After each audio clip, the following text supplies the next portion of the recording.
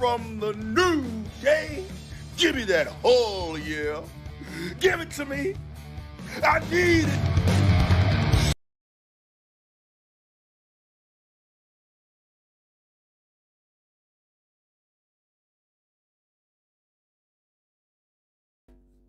Hello, hey Dan. We're back.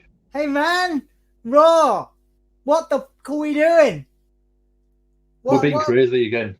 What are we doing? Why are we doing this, man? Why are we doing this? Move my microphone closer to look professional. We're doing this because it's the first Raw of the year.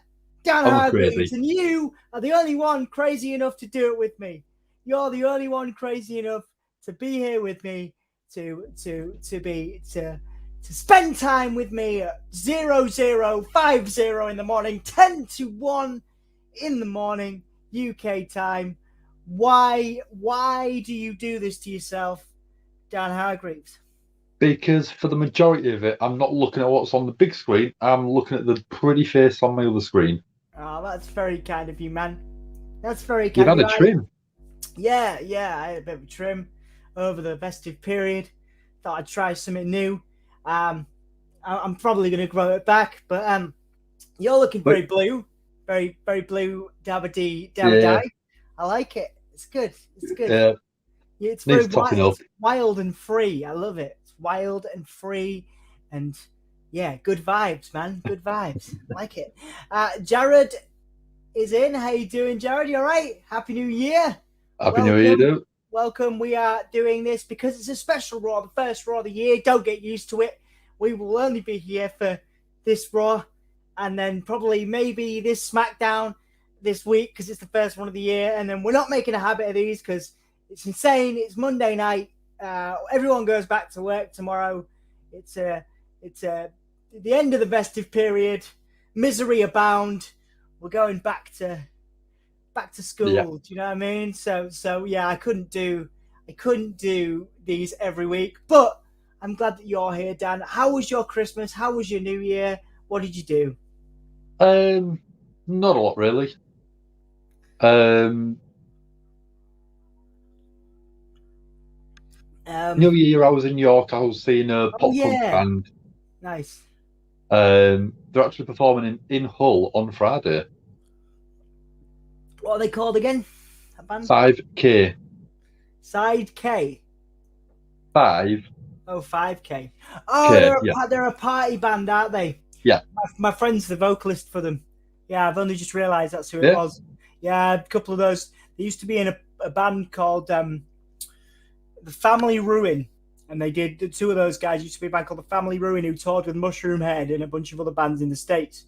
And but that's what they're doing now. They're doing party band stuff. So yeah, they're good people. So really small world then.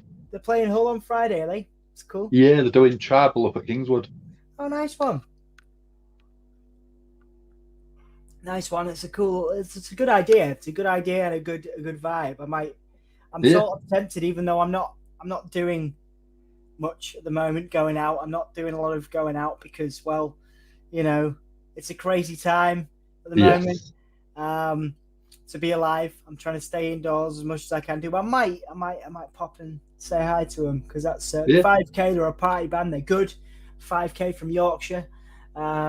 For people who sort of are in, it's all sort of pop punk style music. Yeah. So it's stuff like Green Day, stuff like Bowling for Soup, Blink-182, and they just sort of do their own take on it. But it is all great fun. It's great entertainment. Absolutely. So I'll post a link to him if I can find one in the comments. Jack is not here. Jack is having his booster in the morning, but hopefully it'll be a quiet one. Well, not hopefully it'll be a quiet. Hopefully it'll be a busy one, but hopefully nobody will be a dick. Yes. Andrew is in. Andrew says Happy New Year. He says, did you hear Brock Lesnar will kick off Monday Night Raw? Yes. It'll be a fatal four-way to determine who will be the next in line for the Beast Incarnate Royal Rumble. Well, we all know that's going to be Bobby Lashley. It looks like they were setting up for that. Anyway, I think they'll probably have Big E, Kevin Owens, Seth Rollins, and Bobby in a fatal four-way tonight. And then that's going to be it, isn't it? That's going to be it. It's going to be Bobby Lashley. I'd put good money on Bobby Lashley winning that match. So yeah, Andrew says, yeah. So yeah, it was just announced. So on the TV, we're watching Raw. It was just announced before. So we're watching the Karate Kid. The Karate Kid is on before Raw, which is awesome. And it was just announced that Brock Lesnar will kick off Raw. There was a lot of people that didn't think he was going to be on Raw because apparently he flew home last night. But he is going to be here. He is going to be here to spend time with us. Well, not us, but spend time with us all on Raw, everybody. I hope it's probably Lashley because I heard that they're probably not going to do it at WrestleMania because of Roman Reigns. Okay, Yes. Fair enough. Well, they're not going to have, unless they have Bobby Lashley, they wouldn't have champion versus champion because it would mean they'd have to mold the belts. So I don't know what they're going to do with that now, unless they just do it as a match without a title. Because, go on. Unless it's wild and it's out there, what if they actually have The Rock signed for Mania? Yeah. So they've got Rock Reigns and then Brock, Lashley and Lesnar. Yeah, that'd be good. Yeah. That's the only way I could see it happening because otherwise it's going to be Lesnar with a belt and Roman with a belt. Yeah. And it, yes, it's a marquee match. It's an exciting match for sure, absolutely. But it's not. What's the point? They're not going to merge the belts. It's not Survivor Series, That's what I was thinking. It could be one where they do merge the belts, and then after Mania, they go to admit a single roster spread over both shows again. I don't think they'll do that though. There's too big a roster in it. It's too big a roster, but you know what WWE like. Yeah. I mean, you're right. They could spread it over.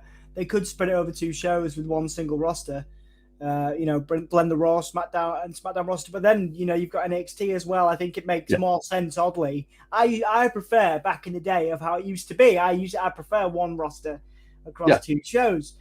But I think I don't know if WWE will do that. But that's what I mean. I think you're right. I think they're going to go with somebody else for Roman Reigns, and it would have to be The Rock, I guess, for it to be exciting. To be a marquee match of epic proportions for Mania level. Unless the only person unless they were going to do the belt blending. And then they could do that as the main event of Mania, couldn't they? Yeah. But yeah, I don't see that happening. There's got to be somebody else. Got to be The Rock, if anybody. Yeah. We'll have to see, man. But like I say, we're almost guaranteed for Bobby Lashley and Lesnar at the Rumble. Yes. And then maybe a rematch at Mania, unless they decide to do something with Roman. But I don't know how they're going to do it. Janelle says hi. Hi, Janelle. Nice to see you. Brock Lesnar has the title for the next 300 days, just hopefully. I was not a fan of him when it was a shock. Anybody that goes back and watches the stream on SoundSphere, which we did a stream for day 1 on SoundSphere magazine with Jay, who was watching his first wrestling pay-per-view in 30 years, which was cool. Wow. Good fun. But it was a shock to have Lesnar win. So it was good for that. It was good for like the wow factor. However, a lot of people aren't going to be a fan of that. A lot of people aren't going to be a fan of that. A lot of people don't like the fact that Lesnar, because Lesnar is a champion. There's only a few people that can beat him. Bobby Lashley is probably one of the only people you could legitimately say could beat Lesnar. Yeah. He has the credentials of, one, being collegiate athlete that Lesnar was. 2, being an I know it wasn't as big of a record, but an ex-MMA star. Yeah, it's true. Yeah. I'm getting sucked into the Karate Kid. I haven't watched this in years. Man. I love the Karate Kid. It's like must be the second film. I think it's the second film, isn't it? Yeah. But yeah. I gave you a little hint earlier on that I had a couple of things to show you. Oh, you did, yeah. Right, go on. One of the things I can't show you while we're on stream because obviously it's going out live, so I don't want to do that one. Yeah. Okay. And the second one, there's 2 parts to it. The first one is the T-shirt is a bit of a hint. Okay. Yep. All right. Okay. Oh, hang on a second. I've just clicked on a comment. I can't see it right. So I was going to say read the comment out first. Stand up. I need to see it properly. It says, woo, woo. Nice one. That's awesome. So, I collect my figurines. Yeah, of my course. pop figures. Yeah. So I'll just see if I can get it in the light. Oh, man. Nice one. You got it signed. Yeah. Awesome. Where did that happen, man? That was actually one my dad got me. And there's the proof of that on there. Oh, wow. That's amazing, man. Did you know, Dan, that I've interviewed Ric Flair? Segway! There we go. Well done, man. That's beautiful. That's great that it was signed by Ric Flair. What a wonderful gift. I got a bunch of lovely stuff. I got, you can see some of the stuff I got on the wall. Graham, who you know from Spiders, got me a signed picture of Venom, which is by the artist that actually draws him. Nice. So that's signed. And then, which way? Hang on. Emma got me a signed poster of Taiwan Death Vest when I went and played Taiwan. And then Jack, you can see Jack got me a Firefly Funhouse there as well, which is cool. I was going to say, like I said, there was 2 parts to it. That was the first one. And the second one. Oh my God, Christmas Fiend. Yes. Christmas Fiend. Love it, man. Love it. Love it. And Glows in the Dark. How this is it. I'm seeing loads of Fiend merchandise pop up on WWE Shop. I'm like, where the fuck is the Fiend, man? I did see a glitch last night. I did see a glitch during the Randy Orton thing. We've got to keep an eye on for glitches because there's been some little hints, Dan. There's been some little hints that the Fiend is back. Monday Night Raw is on, ladies and gentlemen. Thank you, Andrew2980. I mean, Brock Lesnar ain't going to win the Universal title, so it would be okay to have him hold this out for a long time, at least 200 days, because I don't want to be a sorry-ass title reign like Big E's wasn't a sorry-ass title reign, man. I love Big E's title reign. It was too short. It was too short, you know?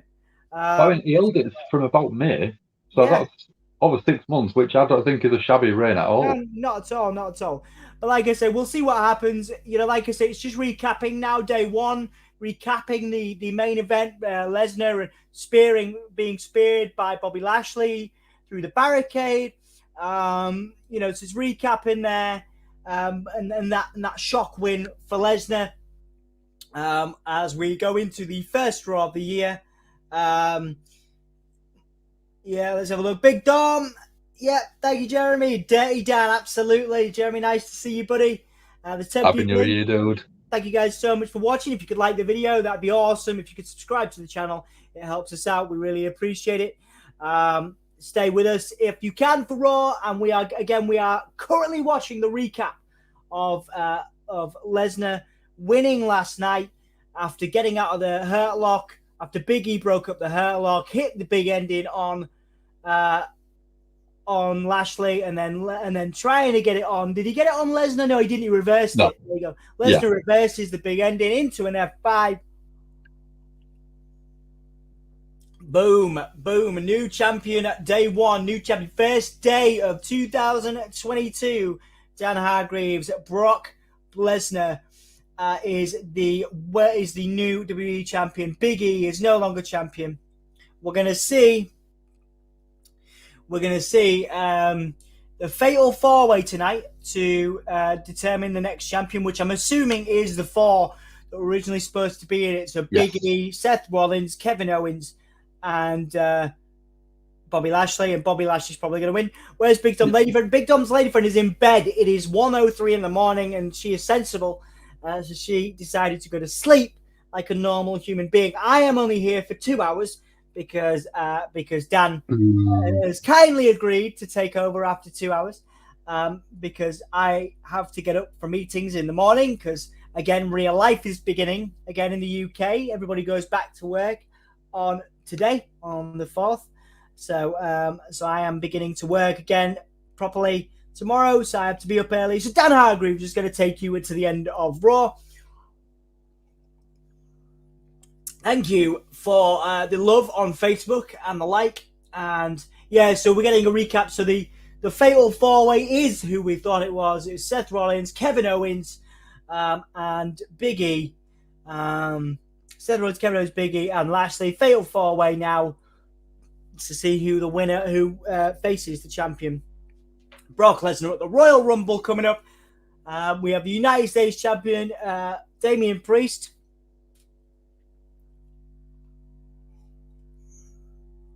Damian Priest against Dolph Ziggler again. Oh man, Damian Priest can lose by DQ or count out. Man, I want Dolph Ziggler to win. I want Dolph Ziggler to get a championship win, the first Raw of the year. Yeah, it could happen. So Zelina Vega and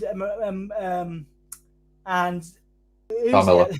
Carmella, there you go. Zelina Vega and Carmella versus Rhea Ripley and Nikki Ash. Carmella and Zelina Vega are the champions at the moment. And oh man, AJ Styles and Omos, we're getting that tonight. That'll be cool. Is this one finally happening then? Yeah, it is. Well, they're having tomorrow night on NXT, where I'll be watching that. They're doing AJ Styles versus Grayson Waller. Grayson Waller is supposed to be here tonight as well. Okay. So we'll see what happens. Lights are out. Lights are out. What's happening here? What's happening here? Who's this going to be? Fiend. Don't be. It's Paul Heyman, yeah. Love Paul Heyman. Love Paul Heyman. I don't know who we were expecting there. No. But I'm just gonna refresh my stream. If I can do that. Can I do that on there? Because I'm slightly behind you, I think. Oh, he's gone back to his advocate. Has he gone back? All right, so he's basically he's gone with Brock Lesnar now, hasn't he? Yeah. I'm assuming. I'm just refreshing my stream, so bear with me. You keep everybody informed on the action while I refresh my stream, because I seem to be a bit behind. Oh yeah, he's doing the reigning defending. Yeah.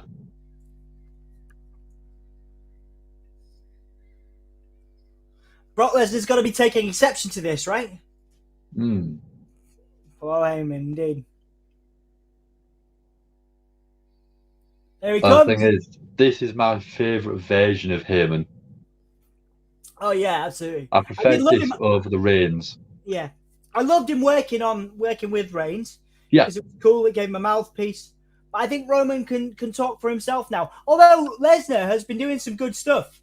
Lesnar's been doing some good stuff on the microphone. I've been enjoying Lesnar on the microphone, Dan, recently. Yeah. I mean, it was never the world's best promo. It was never the Rock level or Austin level. But he's funny recently, though, isn't he? It's funny. been enjoyable watch in promos. It's been entertaining. Mm.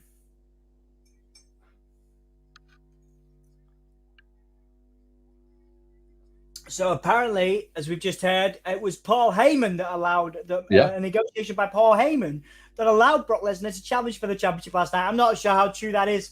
Actually, that's probably a storyline, but still cool little fact there. Is Paul Heyman going to get F5'd right now, Dan? Is Paul Heyman going to decide? Sorry, is Brock Lesnar going to decide he doesn't need Paul Heyman? I think that would be a good call. I did read an interesting fact earlier on. Brock Lesnar is the first person to win a world championship in 3 different decades. Wow. That is an interesting fact. Thanks, dude. This is what you're here for. I love it. Yeah. I dropped the knowledge. I do enjoy the theme. Wait, what's happening here? Is Lesnar going to stand on the steps? What's happening here? F5 Heyman onto the steps, maybe? What's he doing here? Oh, he's on a podium. Well, yeah. Nice one.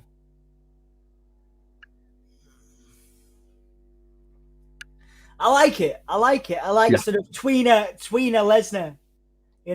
He's a bit heelish, a bit face. Oh, definitely. I think he's entertaining. I think he's turning. Damn entertaining. I think he's turning on Heyman.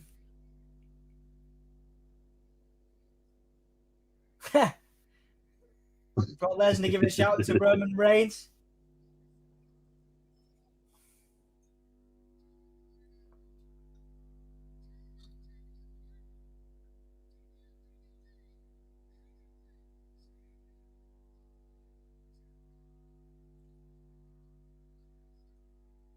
Amazing so far. Good start to Raw, Dan. Yeah, it's good. I'm vibing. I'm feeling it. Hopefully, this year, Raw turns it around. Well, we'll see. If the Fiend comes back, I'm going to do Raws every week. Yeah. 7 people in. Thank you guys so much for joining. If you could like the video, that's great. Oh! Brock Lesnar's like South Carolina, acknowledge me. A little bit of a shade thrown there at Roman.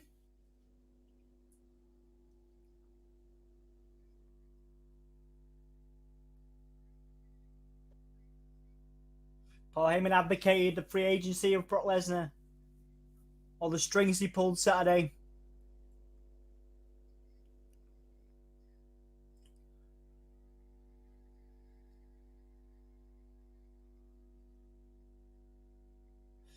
Okay. Brock Lesnar thanking Paul Heyman, shaking his hand, okay?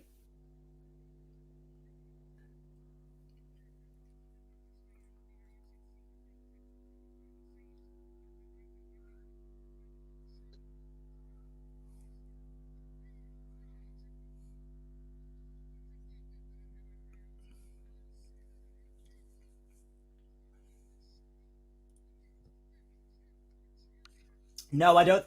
Well, I don't think so. I think if you're gonna, I think Lesnar's gonna be a face against Lashley. Yeah. You say. I think if you're gonna have a face, of the two of those guys, it's gonna be Lesnar, isn't it? The way that it's been lately, yeah.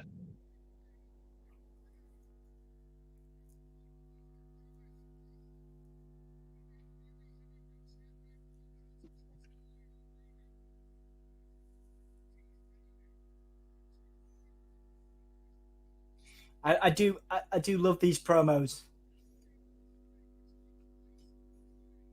In terms of speakers, you've got The Rock. Okay. You've got Heyman. They're both elite level. What, in terms of mic talkers? The best mic talkers, yeah? Yeah.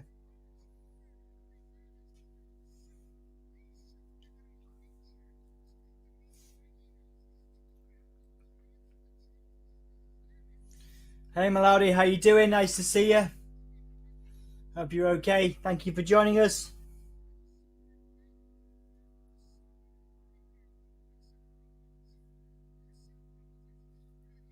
So, Paul Heyman now running down the competitors, talking about like Seth Rollins.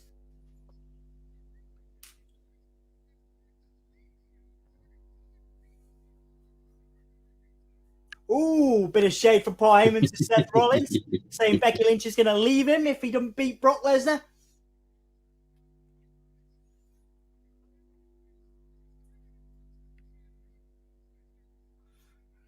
Sure, it's not going to be Kevin Owens because it can't be Kevin Owens.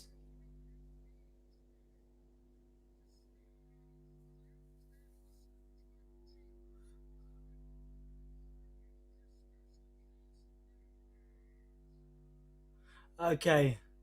Oh yeah, Roman Reigns fired him, didn't he? Yeah.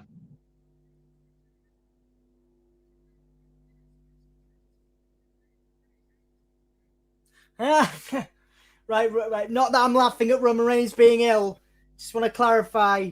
Yeah. So, basically, Paul Heyman is saying that Roman Reigns has COVID because he's without Paul Heyman. And then Bobby Lashley. So Bobby Lashley is saying that. Paul Heyman is saying Bobby Lashley is a worthy challenger for Lesnar.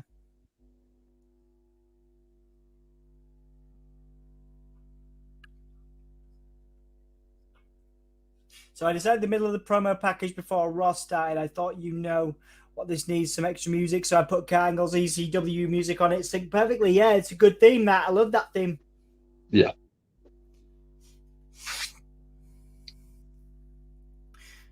Again, Paul Heyman recapping last night, saying that Brock Lesnar did not hit an F5 on Lashley, and Lashley got a spear. Again, sort of bigging up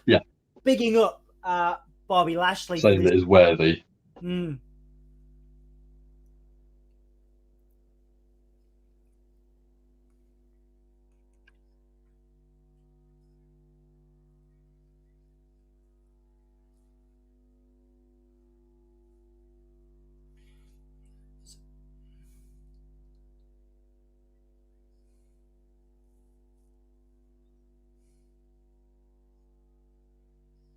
Okay, so again, he's saying that Bobby Lashley has attacked Brock Lesnar from behind, so he's got to face him to his face. Head on, yeah. It's a different story, different vibe.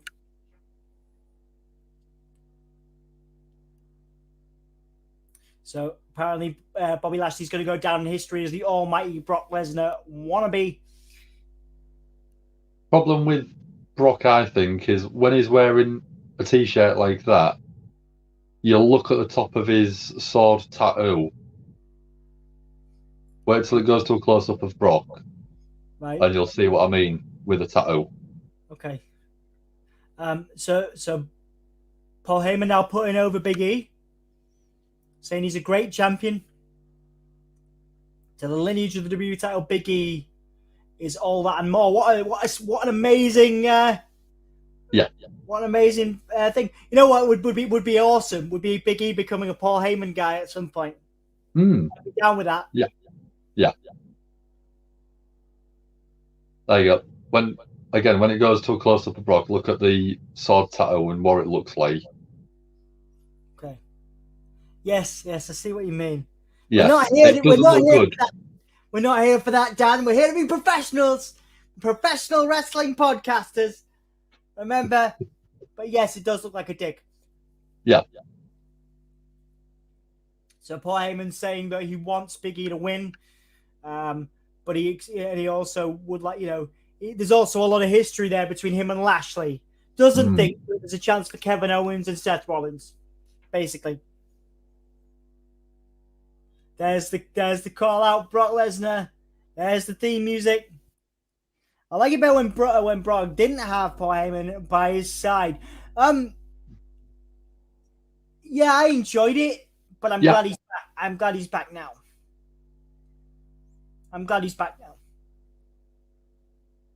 Like, really. I mean, depending on the sort of schedule for Raw, at day one, when I sat and sort of watched it, I went back on the Becky Lynch Liv Morgan match, and I think that was a botched ending. Right. Yeah. Sat watching it. If you look at the finish, Becky looks like she's trying to reach for the ropes with her feet to get a heelish pin. Problem with it is she was too far away, so it looked like she was just. Yeah. It just looked like there was mispositioned. Trying to cheat, wasn't she? She was trying to cheat. She was trying to put her foot on the ropes. Yeah. I don't think it came across particularly well. I thought that was a bit weird, but so it's technically a clean win against Liv Morgan. Yeah, but I do believe that Liv Morgan should be the person to dethrone Becky. Yeah. And I think, depending on storyline, I agree. It might be at the Rumble. I love Liv Morgan, but the idea of having like two. The problem is, are they going to give Liv Morgan a third chance? Because it'll be two chances she's had now to win. But I don't know. We'll see. One of them was a botch. Well, not a botch finish. A heel finish. Second one at day one technically was a clean finish now, but if that was a screwy finish, then she'd have the right to be able to argue it. But now she doesn't. So does she deserve another chance at Rumble? This is it. We as fans believe she does, but I'm not a big fan really of how it went down, because again, I don't really see how you can give Liv Morgan another chance. But I would love to see it. I would love to see it. I would love to see Liv Morgan have another chance. You know what I mean? Yeah. So, just because I think she'd be a great champion, even if it's just for a short period of time. What I said was I would have liked Liv Morgan to win, even if it was just for the night. Like even if she went back. even if she went back to and lost it to Becky Lynch tonight, you know what I mean, or anything like that. This is a weird advert. It's a little bit of a mutual one. Yeah, the Spider-Man, the Liberty Mutual Insurance, the guy having a spider bite him. Weird. Anyway, America, you guys are weird. Imagine during the Royal Rumble match, if the number 30 buzzer hits and lights go out, and all of a sudden you just hear dong. No. I mean, it would be a nice moment, wouldn't it? But what? Like, are we going to see The Undertaker challenging for the title in 2022? I mean, I wouldn't put it past Vince. But no, I wouldn't. Do you want to see that? No. In all respect to Matt Calloway, I think the Undertaker character is gone. Yeah. His legacy is amazing. He's achieved a lot of things, but just no. Yeah, I don't think he's needed. I think because he's done a lot of different podcasts and a lot of different shows out of character now. Yeah. That mystique of not knowing the person behind the character, I think that's just ebbed away. Yeah. In a good way, because we now see Matt Calloway as Mark. Yeah. And The Undertaker. Yeah. Yeah, I could. Yeah. I mean, I like the fact he's having a time to enjoy himself, do shows, do comedy sketches. But yeah, you're right. I think The Undertaker, if he was going to come back ever, it would be the American Badass thing, because that's more him, you know? Yeah. I just think the Undertaker thing is dead now, you know, because it's been around for so long, hasn't it? You know what I mean? Like, it's been around for so long. It's had its time, and it was amazing. One of the greatest, if not the greatest, wrestling gimmick. Yeah. You know? Randy Orton has been stood there for a long time. Yeah. Wait, what? Wait, hang on. We just saw that. Has this been pre-taped? Weird. Anyway, we just saw that. We literally saw that before the break, so they must have pre-taped this. Anyway, but it's just a fake out in the ring as The Rock. What? So they'd have The Rock in the ring, but we'd expect The Undertaker. I mean, fantasy booking wise, Thomas Fan, I like that. It's a great idea. It's a great idea. In practice, I'm not sure it would work, you know, because you'd better off just having The Rock's, you know. If you smell, that's what you want. Exactly. That's the what you crowd would lose their man. It would kind of lose the impact, I think, if you had The Undertaker's music. Yeah, well, yeah, and if it wasn't The Undertaker, of course, if it was The Undertaker, that's still a big deal. Yeah. What if you just said, "Let me in"?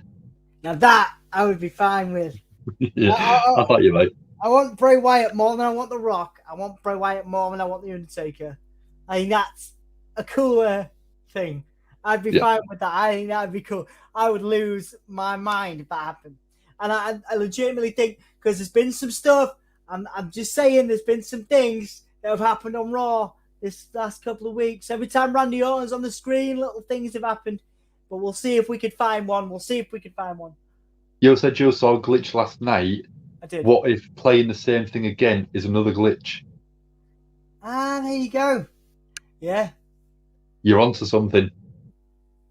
Maybe.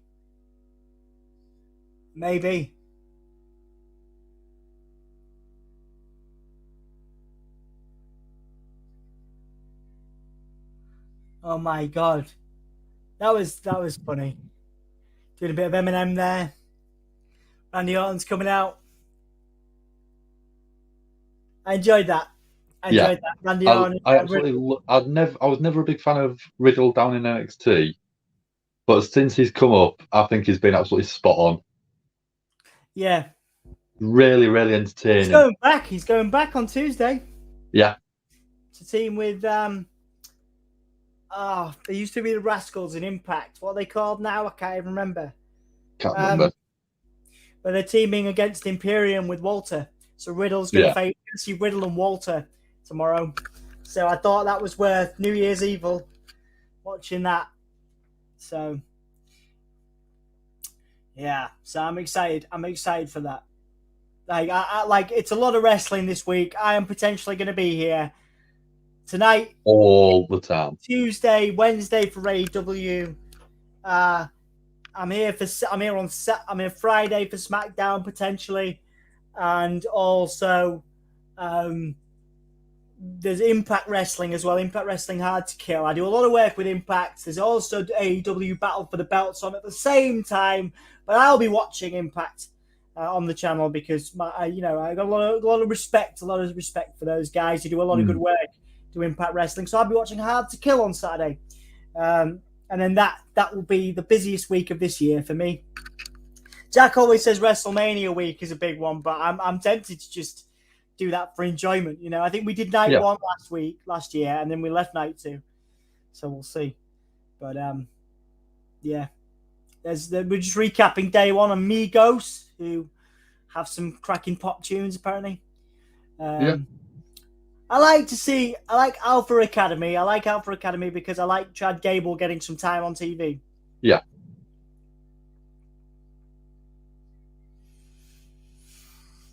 Otis looks like a badass as well.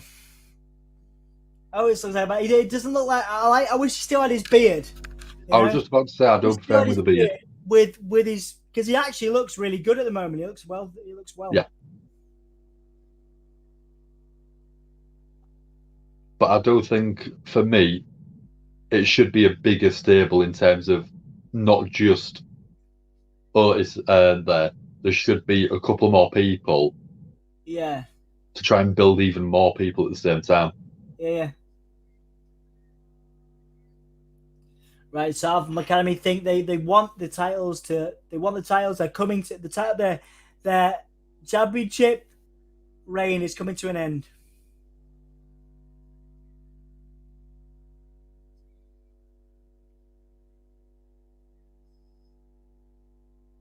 Okay, cool. So. Chad Gable saying that the OTIS are the 4 most dangerous letters in sports entertainment, of course, taking off of RKO and Randy Orton. Oh, the back elbow, man. Judas effect. It's legitimately the most I've taken Otis seriously, though.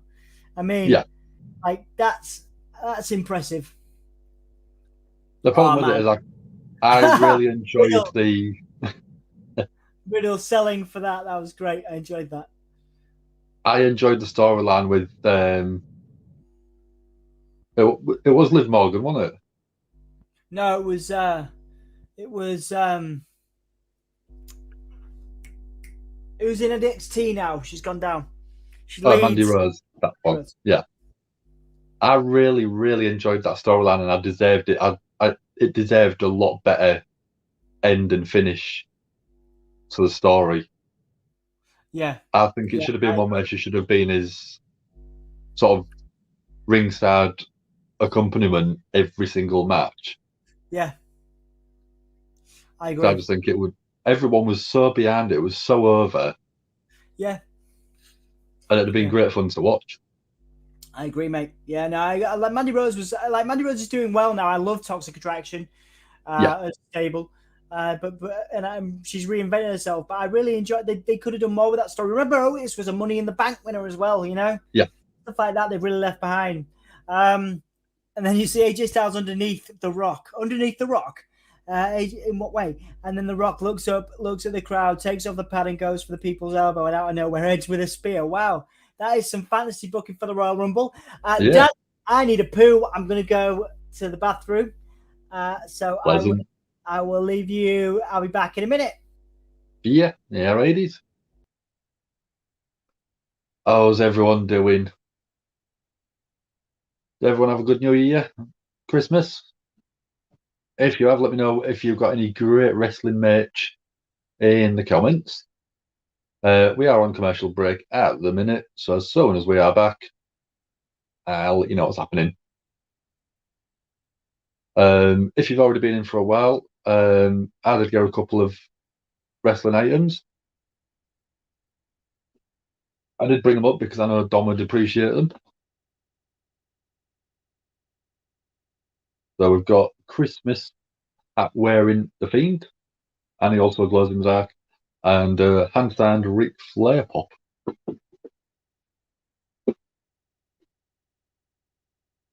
I did get a few other ones. I got the Street Profits. I got, oh, was it Rey Mysterio? So I did get a couple of others, but them two are just top-notch ones. Really, really enjoyable to even just look at.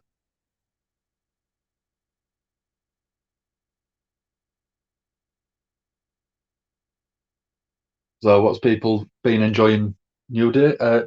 New Day, day one. How did people find that? And are they looking forward to the Royal Rumble? Who's your picks to win? I've been looking at it, and I'm not sure who I'm thinking for Royal Rumble yet. And I quite enjoy not having an outright winner yet.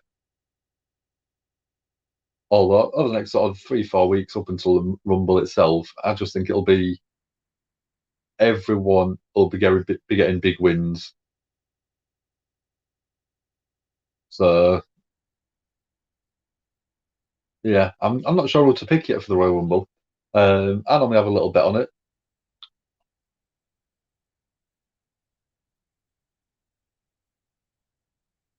You, Dom, keeping busy, but you're using sounds for you. You're not only giving me a whole year one. What's wrong with you? Hey, we got Crazy Futuristic.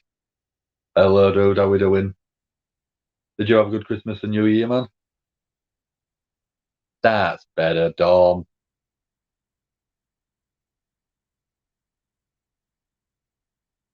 So we just got a little promo for New Year's Evil, which is tomorrow night, and Dom is going to be doing that. We're now back on Raw. We've got the Alpha Academy versus RK Bro. We've got Riddle in the ring. We've got Shorty G, Chad Gable. Shorty G's Chad's working on Riddle's knee and leg.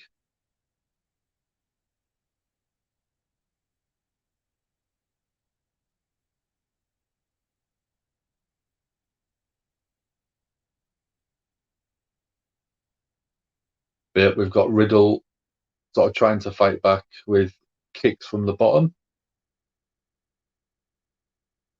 Tag to Otis.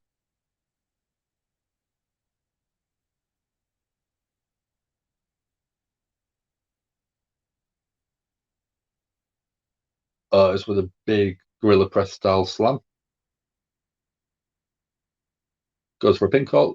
Pinfall gets a 2 count.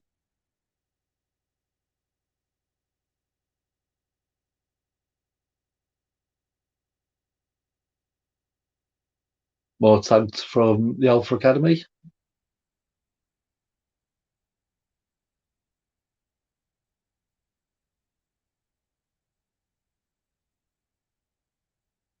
So slam from Gable. Otis, big elbow. Randy's walking up and down the ring apron, trying to get the crowd sort of chanting.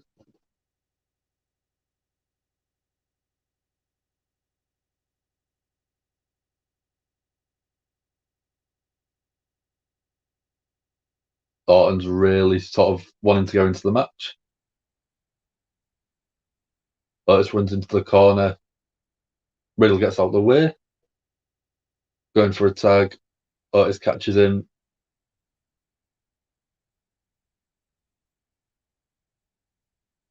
Randy's going absolutely crazy on the apron. Riddle goes for the tag. Gable pulls Orton off the apron. Misses the tag.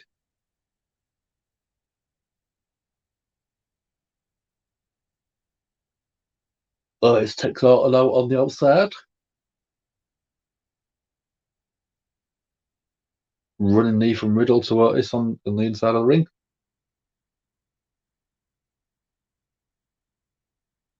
What strength by Otis.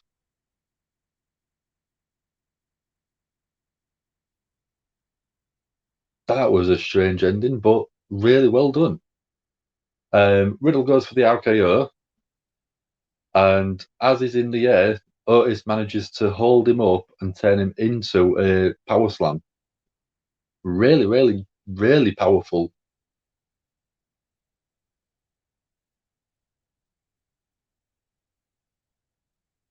That's the nice 3 count.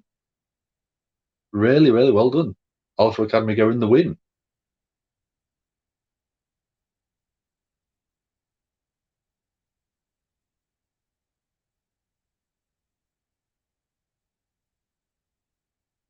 So does that mean they're going to get the title opportunity at Royal Rumble?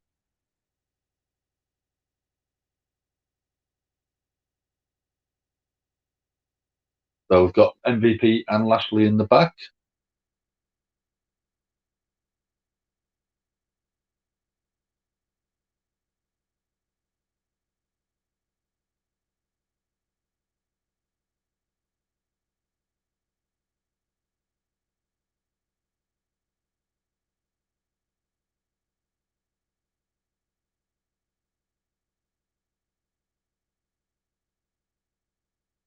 So MVP basically said that Bobby's got to go overcome. Hey, back. Didn't manage to go. I was too excited as to whether there was a glitch on the TV, but I couldn't see. Was there any glitches or anything? Not there. Well, it might have been when we were watching it before. Yeah. It's cool though. So we're gonna have an Omos interview, and he's hugging he's got his arm around the interviewer. What's his name? The Irish dude. I can't remember.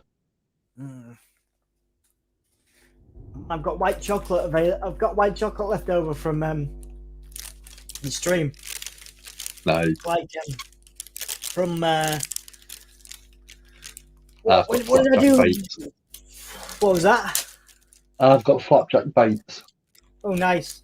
Probably healthier. Yeah, from what did I do last night? Day 1. Was it last night? No, Saturday. Mm-hmm. Mm. Mm.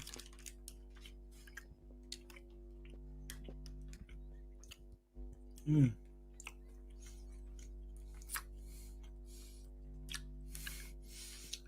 Mm-mm-mm. Mm-mm-mm. Mm-mm-mm.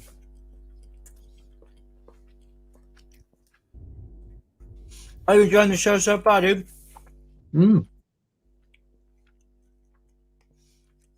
It's been enjoyable. It's been better than a lot of the Raws we've seen for a long time. Yes. Although, I guess we're coming back to it, aren't we, you know? Yeah. Like, we haven't done this in a long time. So maybe it's just because it feels better than it is. Yeah.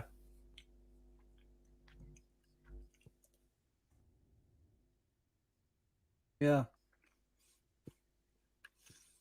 What, have you got anything cool planned this week, dude? You're just working all week? Yeah, working all week. Tomorrow I'm taking my grand shopping, which I do every other week.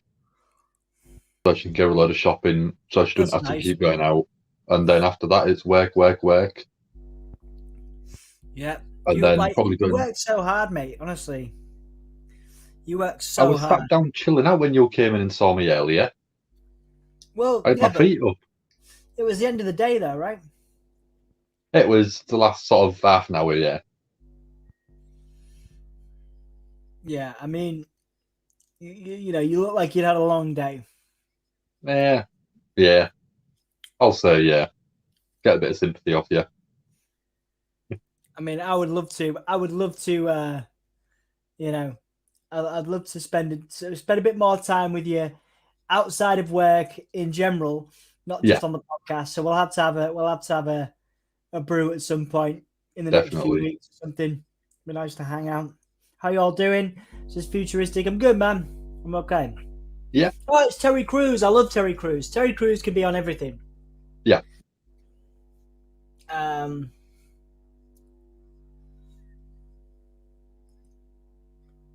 Love it. I love his Terry Crews is promoting the Winter Olympics, and I'm a fan of that. That's good. I was never his biggest fan, and then I got into Brooklyn Nine-Nine during lockdowns. Yeah. And I sat and binged it all, and that really changed my opinion on him. Yeah, no, he's great. He's very, very open and honest dude. He's talked quite a lot about addiction on social media and stuff, and I quite like, I got a lot of respect for him, actually. Yeah. Very successful dude, but, open and honest. So there's the recap of the feud, Omos and AJ Styles. Were they tag team champions? They were, weren't they? Yeah. They won a Mania, didn't they? Oh yeah. There's a recap of that, actually.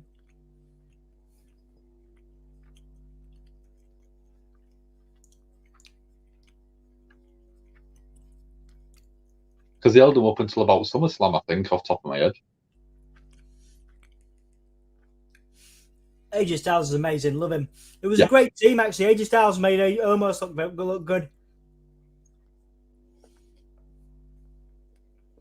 I mean, if you're going to have anyone teach you stuff in the ring, you want it to be someone like AJ. Definitely.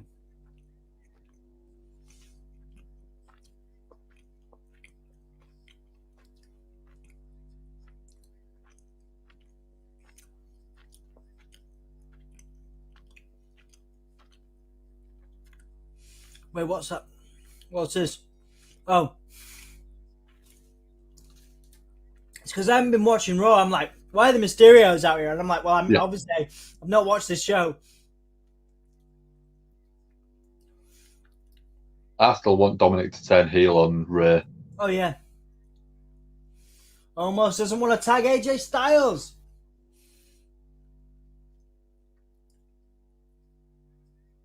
Rey Mysterio rolling up Styles, getting the win.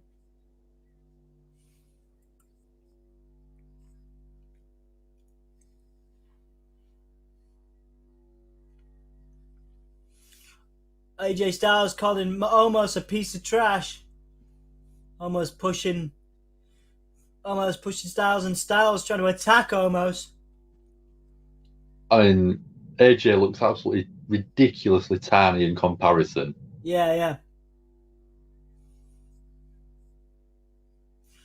Big front slam. Styles selling that as well.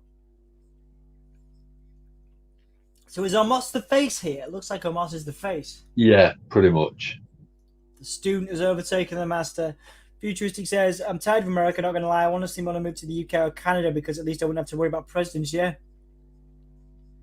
I know, but you have to worry about Bojo. Yeah. Almost just engulfing the interview in his hand.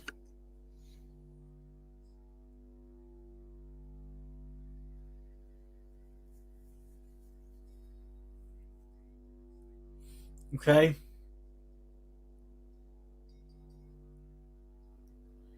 To me, what is going on here? Mixed tag team match, Akira Tozawa and Tamina. It's like, I love Akira Tozawa. I think he's a great he's got a job. He's got a job for life. It's a bit like R-Truth. As long as he's funny, Dana Brooke coming out here. The 24/7 champion.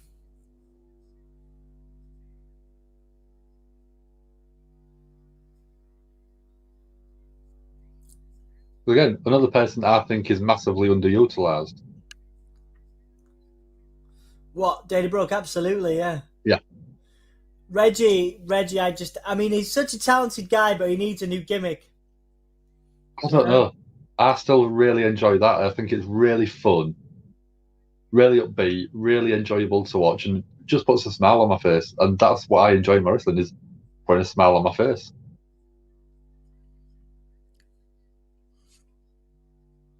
That is amazing.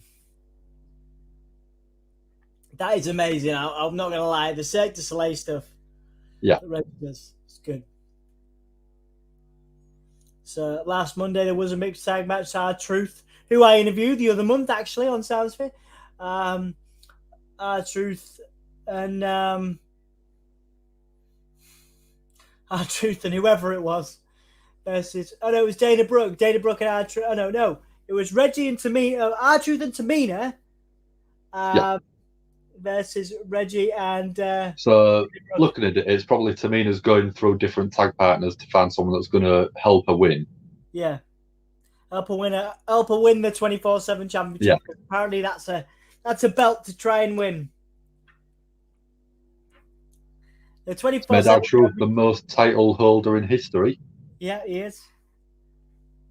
Love R-Truth, man. Yeah.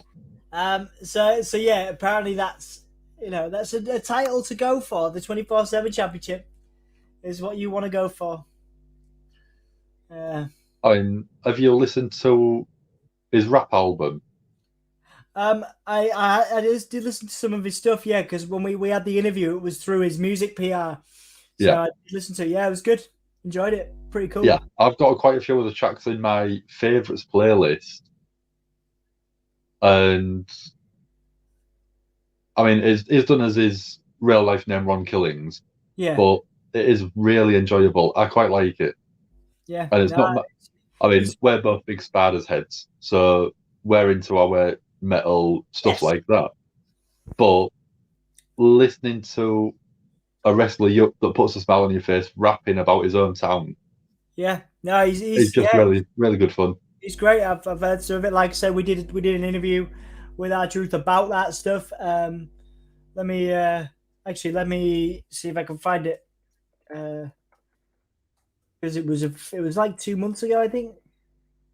There you go. October we did it. Yeah. I'll put it in the description. Yeah, I'm quite proud of that one. Yeah.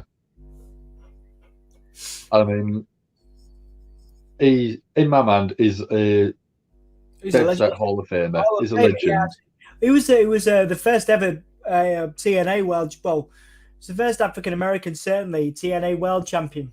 Yeah. So and it was back in the day. So he's been around. You forget he's how old is he? 40 something. 47, I think. That's insane, isn't it? Yeah. That's insane. He's. Let's have a look. I'm just doing the same. 49. 49 years old. And he's 50 in 2 weeks' time on 19th of January. He looks great, doesn't he? Yeah.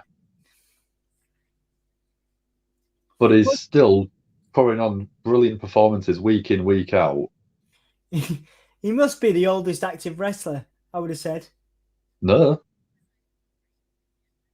I think Edge is older. No. I don't think so. No. Edge is 48, so he's only a year behind. I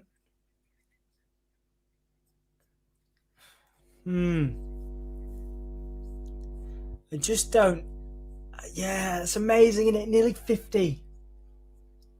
He's had a good run though, hasn't he? 53 24/7 championships, 2 United States championships.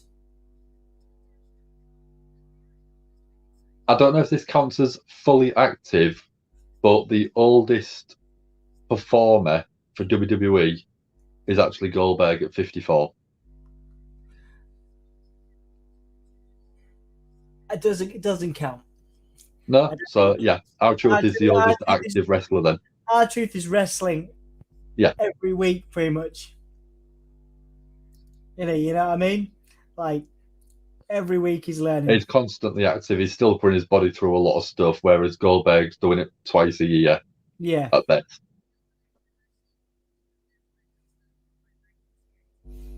Yeah, man, he's incredible dude. He's done some awesome stuff, especially with his music and stuff. It's awesome. It's basically this is basically just going to be an R-Truth love fest. I'm going to be 20 years old in 7 months. Well, futuristic. Congratulations. Hopefully, in 7 months' time, you're still hanging out with us. Mm. Well, I don't imagine anything would take you away from us, though, dude. You've been around for a long time. You're like an OG. Yeah. You're an OG for the Give Me a Hug Yeah. podcast.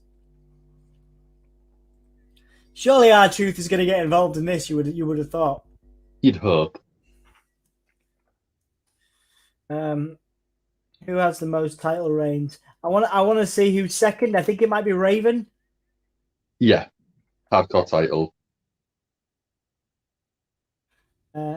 Most decorated champions in WWE history. 2014. No, that's not. We don't want that. 15 male wrestlers with the most championship victories. October 2021.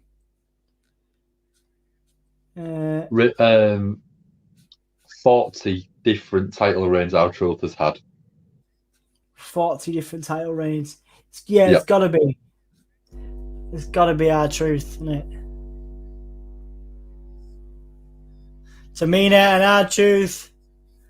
Sorry, not Tamina. Tamina and Tozawa. Tozawa selling for Tamina.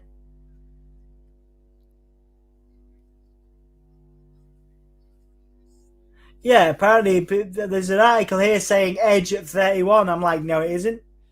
No. So Reggie and Dana Brooke are the... Yeah, Raven has held 32 different titles. Is he second titles. then? Yeah. 27 hardcore title reigns. Yeah. So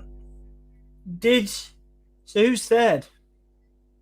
Third is Edge with 31 title reigns. So without the hardcore title, it's Edge. Yeah. Then Cena, then Jericho, then Triple H, then Christian. No. What about Ric Flair? 29 titles. Then Jericho, 28. Dolph Ziggler's got 22. Wow. There you go. But you forget how long he's been there. Because, I mean, he was originally there with the Spirit Squad as Nick Nemeth, wasn't he? All right, yeah, of course he was, yeah. And even they had title reigns, tag titles. Yeah. See if it shows you the ending of the match and see if you can watch Becky reaching for the ropes with her feet to try and climb them.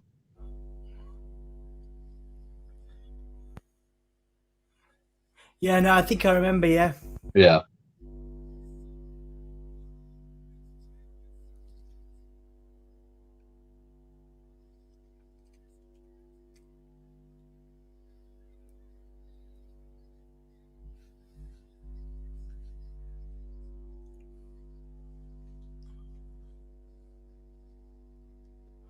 Man, that's... Oh, yeah, so this was Liv Morgan repeating the same thing. Yeah. Liv Morgan was did the same thing on day one that Becky did to her.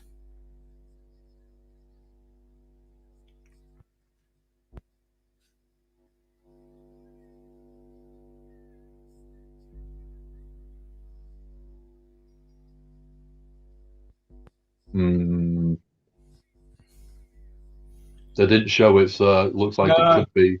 Yeah.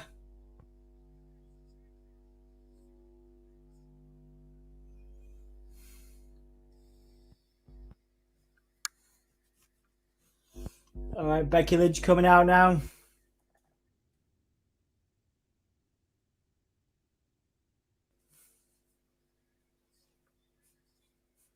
I really do enjoy Becky's music. I think it's such a great popping anthem. Yeah, of course.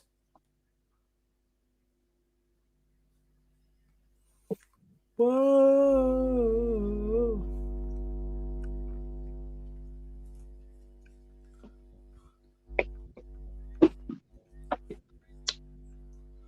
All right, New Year, big time with big time Bex.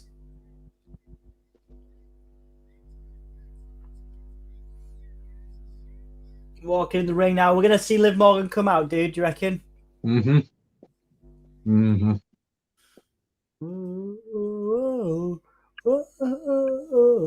Sorry, I'm just singing. Just enjoying a little sing to keep myself awake. Hang on.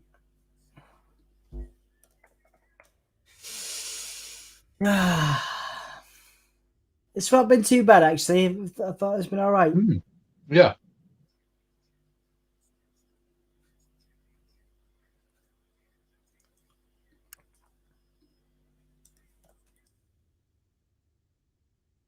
I mean, we have only had 2 matches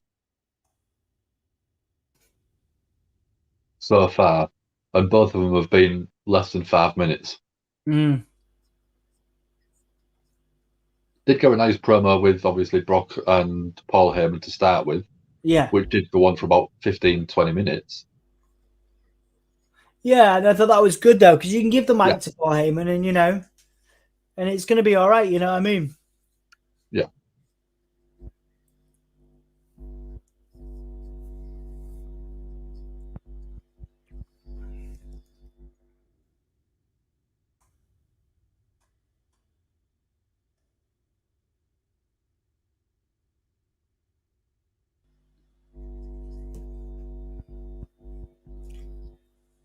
Thank you guys for joining us. We appreciate it. I will always still watch you all. Thank you, dude. Appreciate it, man. Like I say, it's what is it, 1:56 in the morning. Dan's gonna take over about 3 o'clock or maybe 2:30, depending on how I'm feeling. But it's a pleasure to have you. A pleasure to have you spend time with us. We appreciate it. It's awesome to spend time with you. Yeah, anyone that's in, it's always a pleasure having you here.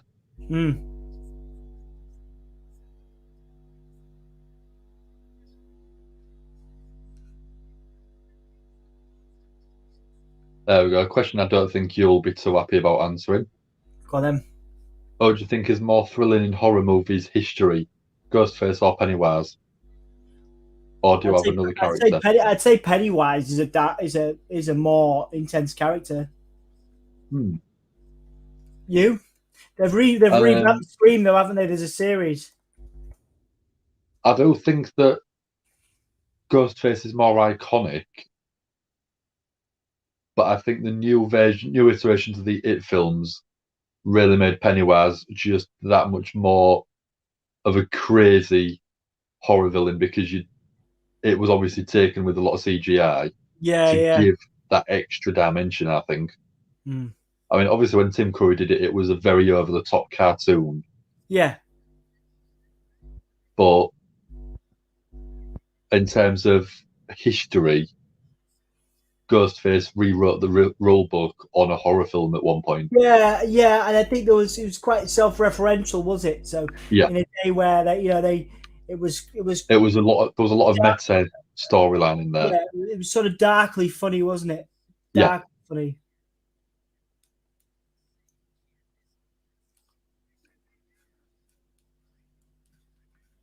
But yeah, I like them sort of questions because we appreciate it, man. Thank you. I'm a big horror fan, and I mean I've got Michael Myers from the Halloween film tattooed on my back. Oh yeah, of course. There's a game, isn't there? An indie game that's just come out for Halloween. I'm not sure. Yeah. There's been a couple of playthroughs on YouTube, but it's an indie game, I think. Halloween game. I can't remember what it's called. I think it's just called Halloween 2, the video game. Yeah. There's like a demo. There's like a demo of it around. Becky Lynch now saying it's 2000. I've got to assume Becky Lynch is coming out. You know, Liv Morgan. Sorry, Liv Morgan. I apologize.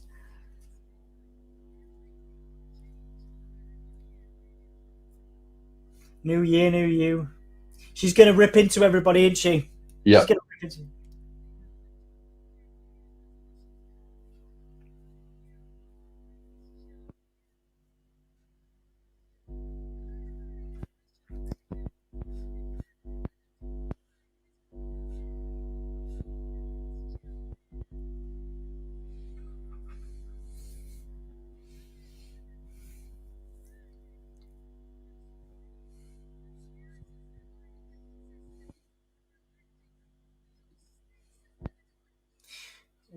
Becky Lynch is the unwielding champion.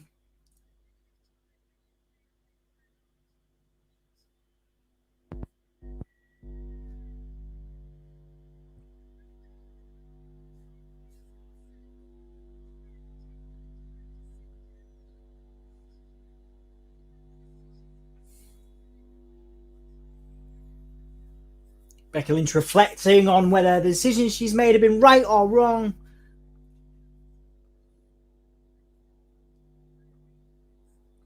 Still 15 years old, you're going to be 16 years old. That's awesome, Ian. Thank you so much for being here. Thank you for joining us. I don't remember being that old. Wrestling is truly ageless. You're hanging out with two people in their 30s. I think you're in your 30s, right? I also think I am. I thought you were 28 initially. 28? I was 28 at one point, yeah. How old are you now? 32? 33, dude. 33, oh wow. Yeah. You have told me this because we hung out on your birthday.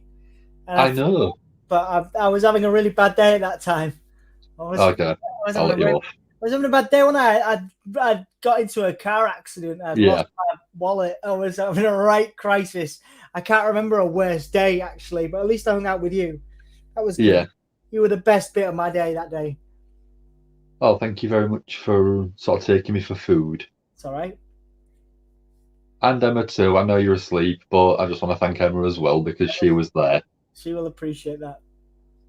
I mean, you were still my eye candy, obviously, but Emma is still lovely.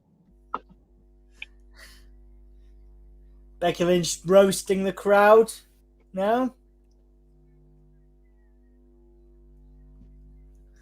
Hey, Dom, Dan, and Jack. Jack actually isn't here tonight, man. He's having his booster jab. His COVID booster jab tomorrow morning.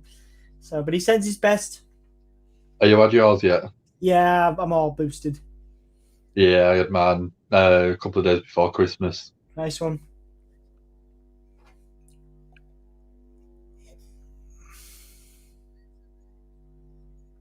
Right, Liv coming out again. Yeah, as you said. Yeah. She changed her music. When did that happen? It's got a bit more rock in there, hasn't it?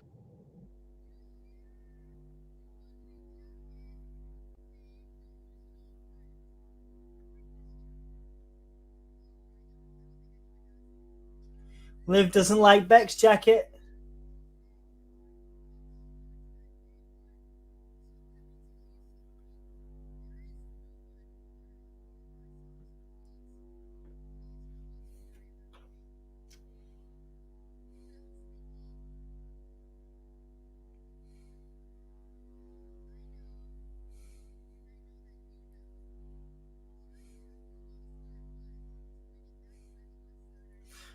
Liv Morgan saying she was so close to winning the title on Saturday. Yep. After 3 Conjuring movies, which one do you think is better? I've never seen them. To me, the second one probably was the best of the 3 so far. I know a lot of sequels get a lot of stick, but I do think the second one was better. Yeah, Don't know why, but I just really enjoyed that. But you know, I've heard good things about the films. Well, certainly the first one. Yeah, if I remember rightly, the James Wan directed, aren't they? Let's just double check for everyone. So Becky Lynch is now talking about being big time Bex. Saying she's the only big time wrestler performer. All right. Bianca Belair is now in the conversation, as she should be. Should have been, yeah. Yeah. Yeah, first one was directed by James Wan. I really like because I love the Saw films. But I do think the second one was better. Yeah, and again, crazy futuristic, Demon Nun, brilliant storyline to go with it. I've seen that. It scared the hell out of me. I've seen the Demon Nun. Yeah. No, thank you. No, thank you. Why?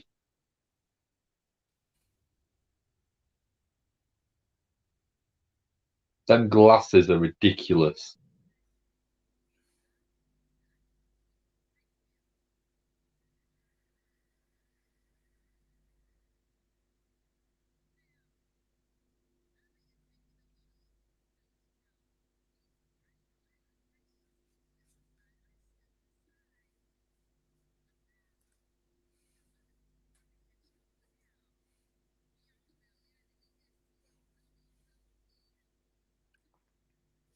I think with the nun being in the movie, none had more creative camera angles and spots. Cool. Yeah. But Bianca Belair's changed. She's back in line for big time bets.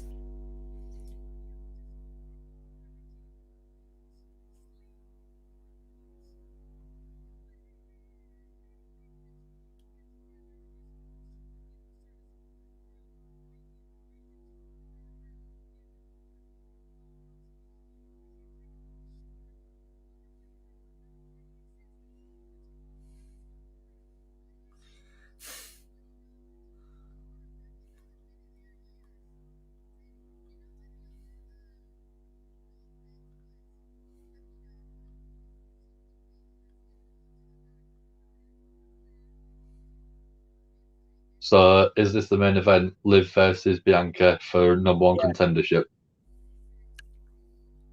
Unless the triple threat, I would say triple threat. If they're gonna, because if you put Bianca Belair versus Liv Morgan, you're probably gonna give it to Bianca Belair, right? Yeah, I would.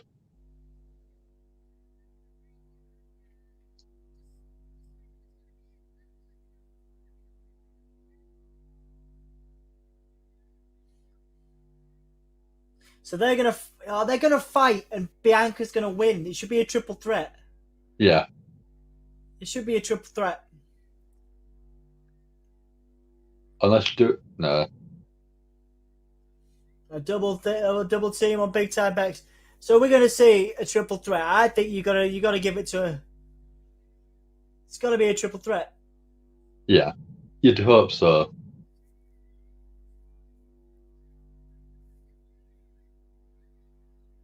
Okay, now Liv Morgan and Bianca Belair going at it. 11th September, I'll be in 11th grade. That's awesome, dude. September 2022, I'll be in 11th grade. That's great, man. Congratulations. Oh, big kick by Liv.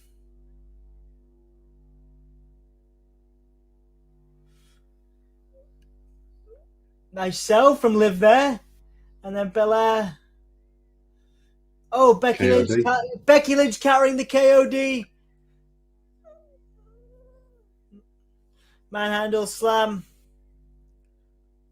Still in 10th grade. Cool, man.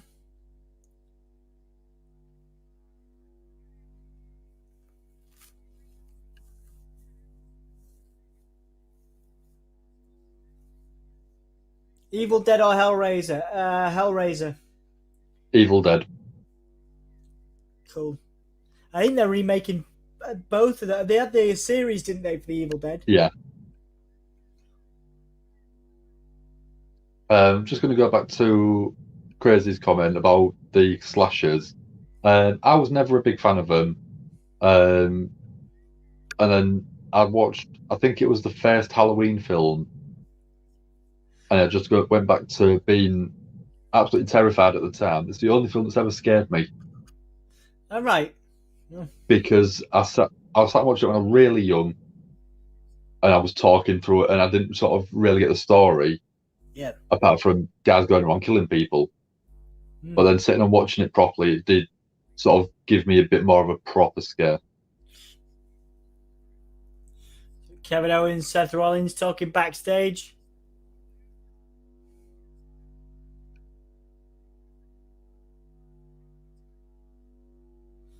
And Kevin Owens and Seth Rollins going to team up? Yeah. Horror movies are fake. Yes, indeed they are, Ian. All movies are fake, dude. But so's wrestling. But here we are. Here we are, dude. We'll watch it anyway, don't we?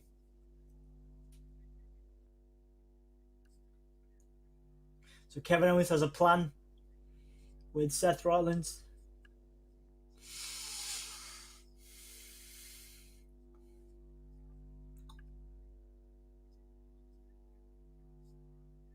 UFC is real. You're right.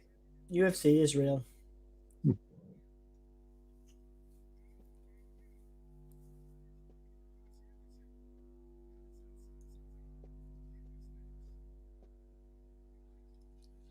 So Kevin Owens trying to reason with Seth now.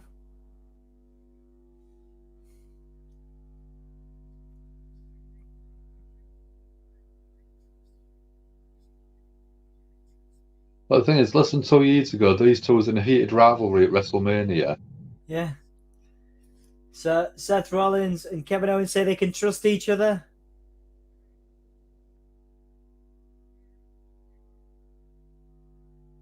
Kevin Owens asking Seth, calling after him, saying, "You're not lying, are you?"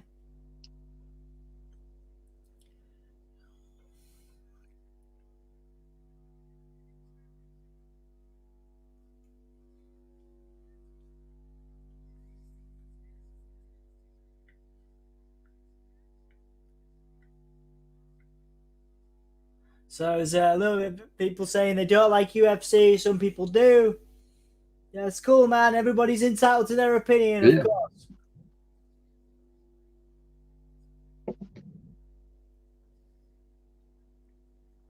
It's all good, man. Let's keep it chill in the chat. Don't worry. No one's trying to offend anybody. Everybody's got different opinions, you know. Yeah. I sit and watch a lot of the UFC stuff, and I enjoy that just as much as my wrestling. Yeah.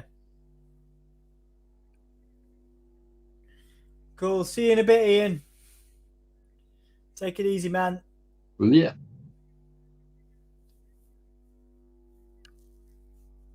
So, Nikki ASH and oh god, too tired. Rhea Ripley facing Carmella and Zelina Vega tonight for the tag team championships, the women's tag team championships. I know, but look at the time. You're halfway through your time. I'm only just about a third of the way through, man. I know. Well, I'm gonna go about abandoning me. Gonna go about half past because I'm like.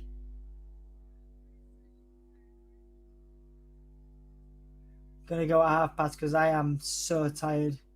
Yeah. So tired. I got in. I had some jacket potatoes, and then I had some naps. Jacket potatoes and naps. Nicely done. Yeah. That's the way to do it, man. In bed at 8 o'clock on a Monday. Oh, God. That sounds amazing, mate. That sounds amazing. It does, but then I was up again at 12:15. I mean, I appreciate it. I respect it because you didn't have to. So, no. Yeah, look, you don't have. You can say no to me. You know that, don't you? I can't say no to that pretty face. Well, thank you, dude. But you legitimately can. It's just, it's the first Raw of the year. I know. That's why I'm here. I'm not missing it.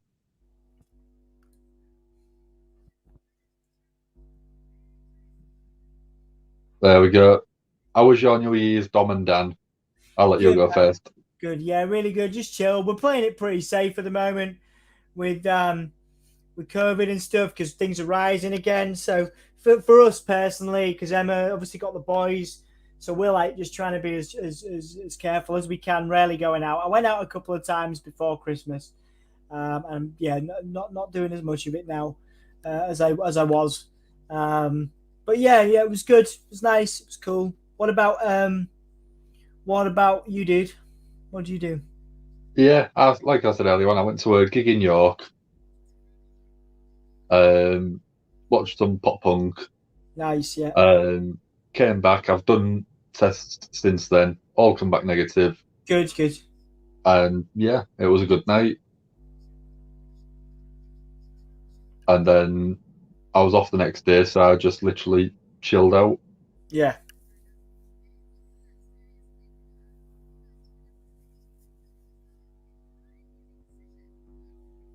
Like that sounded like a lot of fun.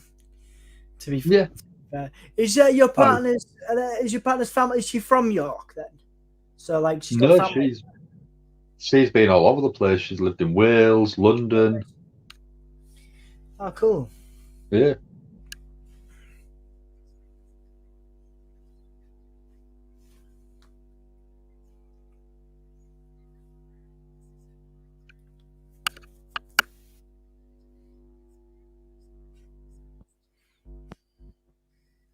At the minute, we've got 8 people in. Thank you very much for joining us. Very much. Cheers. Like the video if you can. Subscribe to us if you can. It helps our little channel to grow. We are covering the first Raw of the year. We rarely do cover Raws, as you guys will know, just because it's a lot for us to do. But this is a big week in wrestling, the first week of the year in wrestling. So I will be doing NXT tomorrow. I will be doing the next 10 minutes of Raw, and then leaving Dan to you. I'll possibly be doing SmackDown. Definitely be doing AEW, and definitely be doing NXT. Impact Wrestling. Yeah.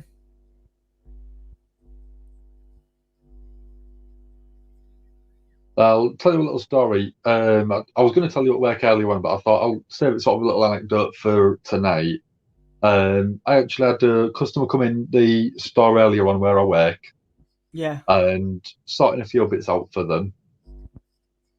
And she came in with her son who was probably 13, 14. Yeah. And we sort of was talking a few bits while I was on hold trying to get through to our customer services team to sort him out. And it was sort of, I had a wrestling shirt on underneath my plain white shirt, so you could sort of see the pattern through it. And he asked me about it. And we sort of got really talking about the sort of wrestling side of everything. And it's like, I just feel like a bit of an outcast where I am at school because no one's into wrestling. Like, don't worry, there is still so many people that are into your wrestling. Of course, yeah. Loads of people. It's awesome. It's not weird anymore. No, it isn't. It's a socially acceptable thing to watch. So it might not be the coolest thing, but to wrestling fans, it is the coolest thing that we can watch. Yeah.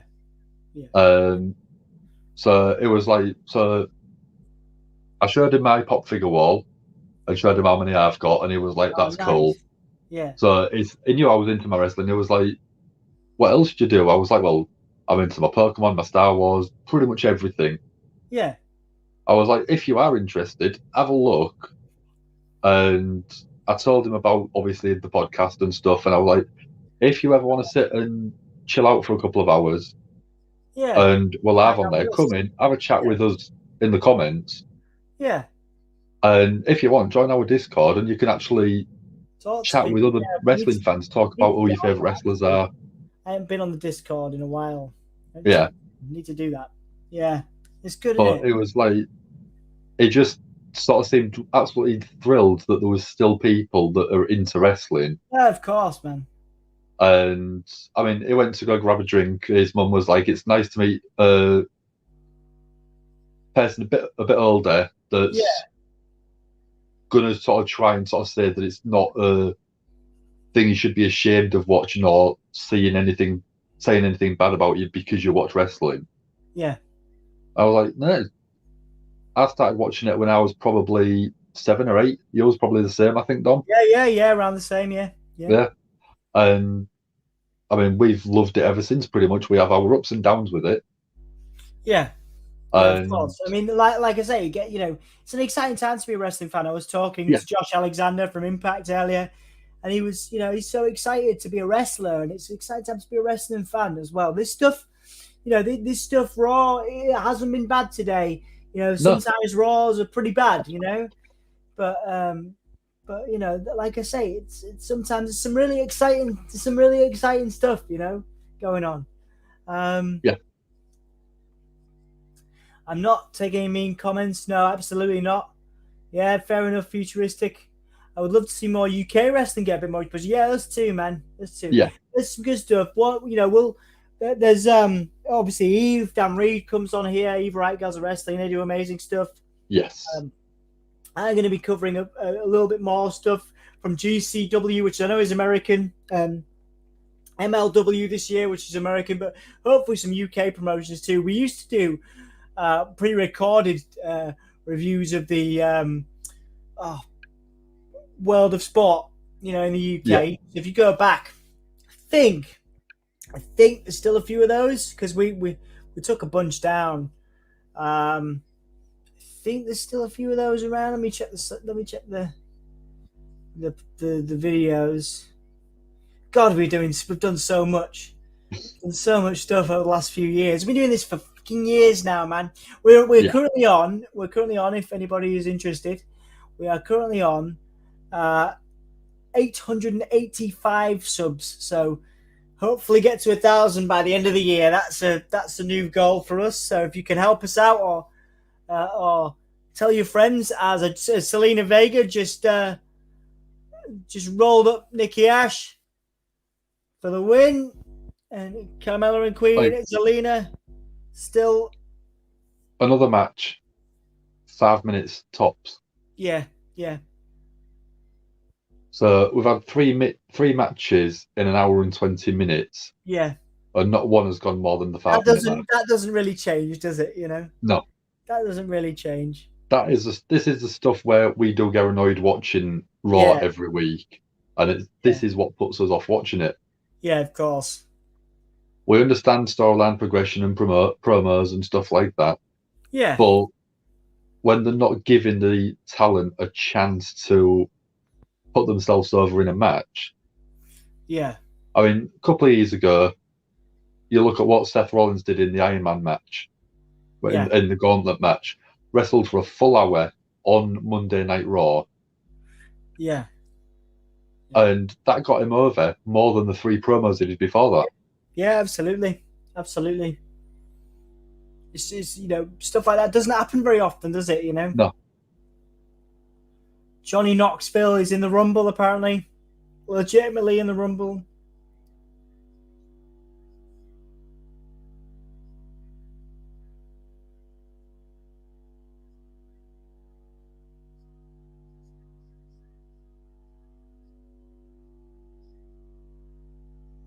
Okay, Johnny Knoxville in the Rumble. I still think that is crazy. Apparently he's in the Rumble. Yeah. That's awesome. So talking about UK stuff, guys, we did actually, if you go back, we have done NXT UK pay-per-views, NXT UK champions, NXT UK episodes, as well as World of Sport. So there is stuff back in the channel. So check that out. And on that note, Dan, I'm going to bed. You lucky son of a gun. So you're gonna take over for the Street Profits? I guess I'll take over. Same age. I'll do a couple of comments before I go. Right. Same age I was when I got into wrestling. I used to watch the old World of Sport with my granddad. Yeah, there's a couple of World of Sport episodes reviewed on the channel if you go back, Gav. I used to watch Big Daddy Giant Haystacks, absolutely. Yeah. Wasn't Giant Haystacks from Leeds? Or was it Big Daddy? Yeah, from Leeds, yeah. Johnny Knoxville is in his 50s, but so is that. Well, R-Truth is about to be in his 50s, so there you go. Yeah. And yeah, we don't like hateful comments either. So we try and keep those to a minimum. Right, dudes, I'll see you later. I'm leaving you in the capable hands of Dan. I'm going to bed because I got to be up in the morning. I will see you tomorrow night for NXT UK. I'll see you in a bit. Oh yeah! See you later, dude. So I guess you're stuck with me for the next hour and at least 35 minutes until the end of Raw. We'll do the review and then I will be gone. I'll be able to go get some sleep myself then. At the minute, we've got Street Profits in the ring. Obviously wanting the smoke. It's what they do. And we're going to commercial break. So if anyone's got any questions they want to ask me, because I know we haven't been on for a while, pop them into the comments. I'll answer them. I'll bring them up on screen. WWE and Thomas fan. Yeah, it's been I don't know if it's because I haven't watched one for a full episode of Raw for a few weeks, but I am seeming to be enjoying this. It's obviously annoying that the matches go in 2 and 3 minutes, but WWE is going to WWE. So Gav watched a really good Slash on New Year's Eve. What was it, Gav? Anything that I might have heard of, might have seen? I am really waiting for the new Halloween film to come out later this year. Halloween Ends. That's pretty much the only film I'm really concerned about. Oh yeah, you mentioned it earlier on. The Town That Feared Sundown. I'll have to definitely check that out. Yeah, I will be. Let me just make a note of that. Where's my note? There it is. That one. Won't be a second. The Town Feared Sundown. Lovely. Cheers for that one. I'll check that one out.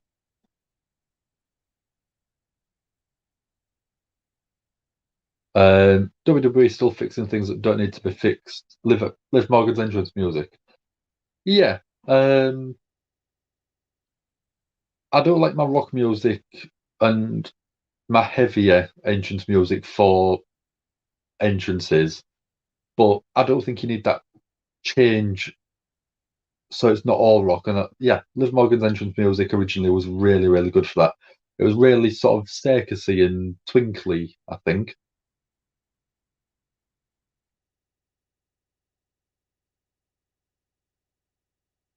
Yeah, if you're not enjoying it futuristic, I can understand that. I know you've probably watched a few more than I have over the past few weeks. I think the last one I did sort of sit watch properly was the one after the last pay-per-view they had in November. And then it's basically been, I've sat and watched highlights, that's about it.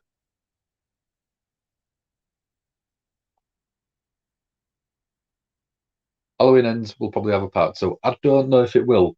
I think Jamie Lee Curtis has basically said she's only going to do this last film. I don't think it's going to be a two-parter. Based on what she's basically said, she came back to do a full conclusion to the story, which was the 2018 Halloween Kills, which is obviously last year, and then Halloween Ends. I think that's what the original contract was for. So the Talent Feed Sundown is basically Myers before Myers came along. Is it a recent one or is it an older film? Let's have a look. The Town.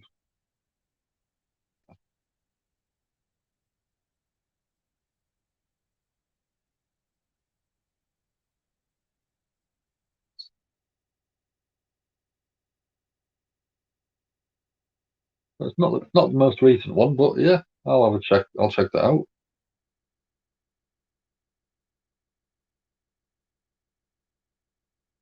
So we've got, like I said, we've got the Street Profits in the ring. We've got Apollo Crews coming out.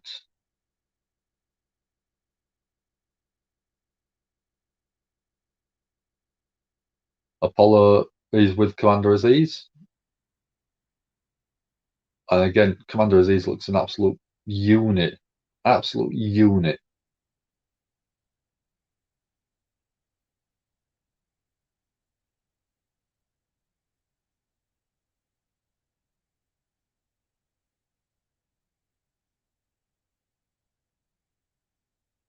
But yeah, Montez Ford, Angelo Dawkins. Montez Ford starting the ring with Commander Aziz.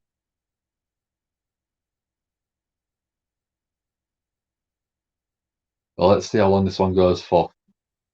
It's just before 2:30 in the morning UK time, so we'll see when this finishes.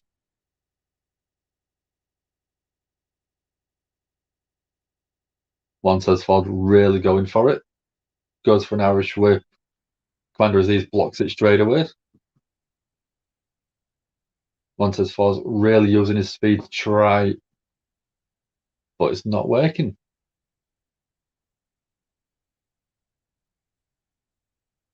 Jamie Lee Curtis, the original Scream Queen. If you go back even further, Janet Leigh, who was obviously Jamie Lee Curtis's mother, was the original Scream Queen from Psycho. Didn't know that one. Little fact for you. The end of date franchise, soon to be Halloween, Nightmare on Elm Street, and Friday the 13th. Yeah. There's a lot of films now where they've remade them to try and reboot the franchise, and some of them haven't worked. Nightmare on Elm Street and Friday the 13th, prime examples. It worked. Halloween seems to be working. But you've got stuff like The Conjuring, Paranormal Activity, if you want to, you can count that as a good franchise.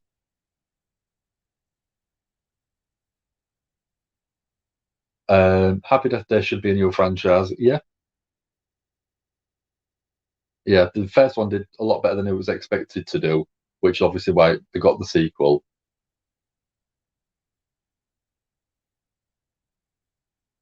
Yeah, Gav, I'll drop the facts for you. I'll drop some knowledge bombs in between watching wrestling, obviously.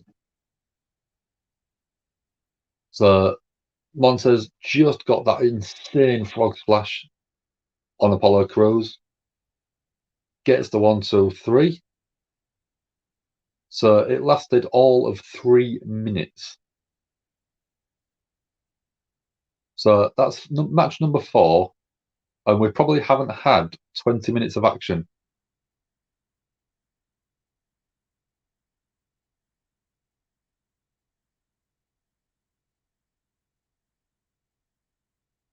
But yeah, watching that replay of that frog splash, he looks 12 feet in the air. He looks ridiculously high. But Street Profits got the smoke. Yes, Anthony Perkins was awesome in Psycho. If you watch the remake with Vince Vaughn, they actually steal a lot of the shots, the framing, everything on screen, and they basically just put Vince Vaughn in that scene instead, and it just doesn't work. There's a difference between doing an homage, a reboot, and a rip-off, and to me, it just didn't feel like any of them.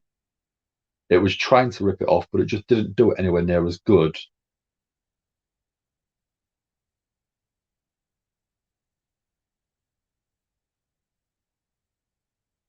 If you're looking at sort of the gory side of things, you could say the Saw film was a good recent franchise. I know it's more of a gore film than a horror film,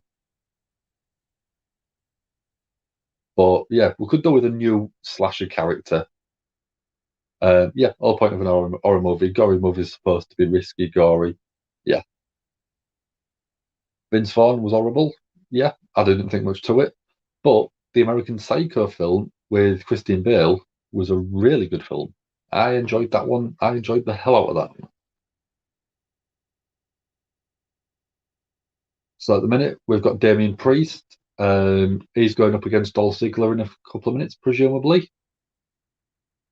With that, if Damien Priest gets DQ'd or counted out, he loses the title.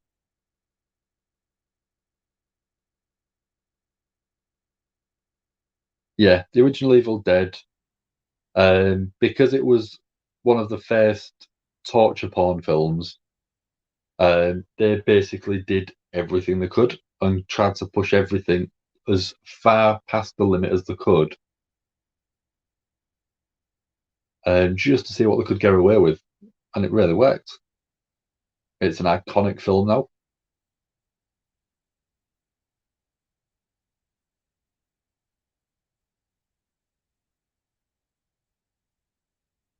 Yeah, crazy.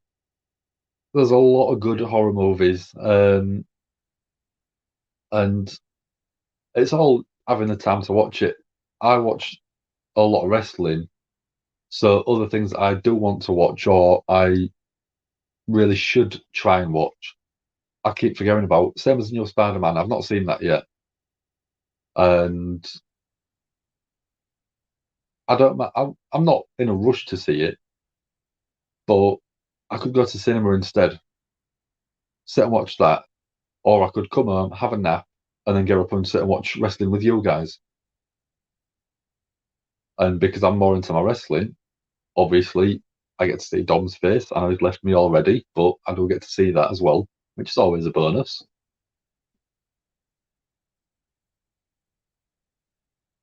So again, we're on commercial break. I just don't know how Americans sit and watch this many adverts on a daily basis. Oh, trailer for the new Scream film.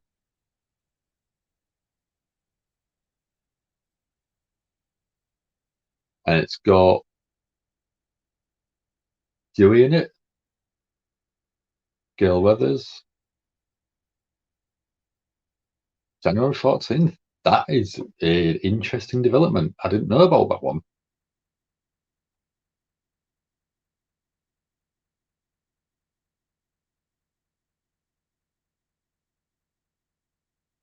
Yeah, complete and utter, literally shot for shot rip-off.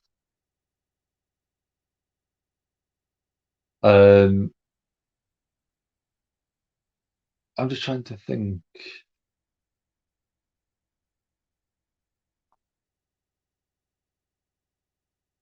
Whereabouts are you from again, Gav? Is it the UK or is it the US? I always forget. I'm terrible remembering stuff like that. The UK or is it abroad, USA somewhere?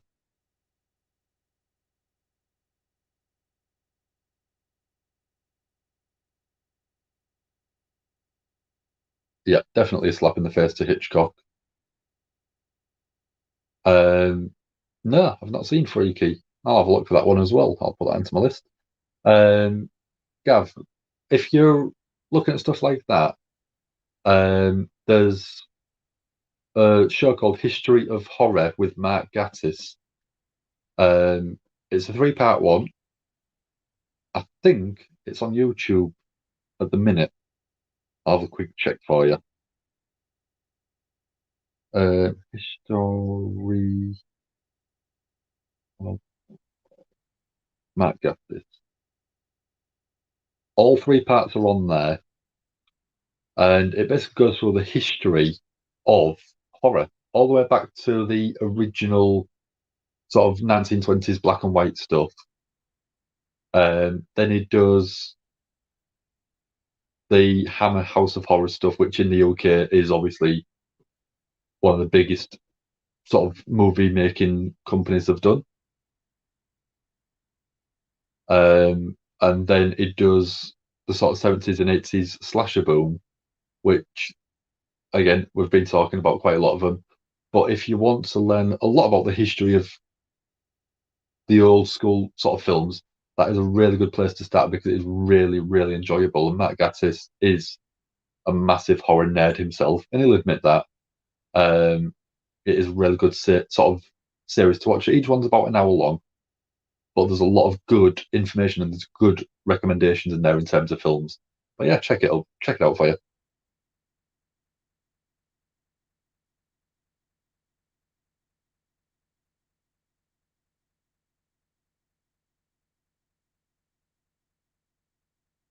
I've got Dewdrop in the back with Postman Pierce, basically saying that everyone, the WWE universe, is sick of seeing everyone get the same sort of chance.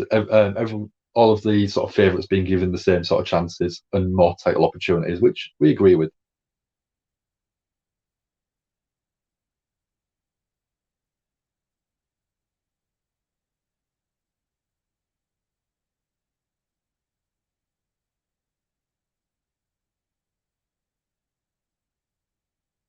next Monday.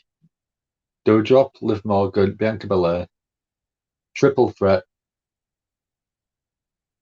#1 contender for the Royal Rumble at Becky.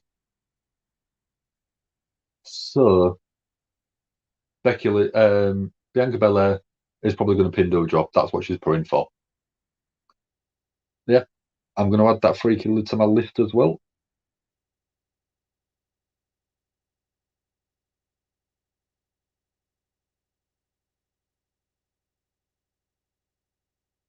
Let me just get that added in.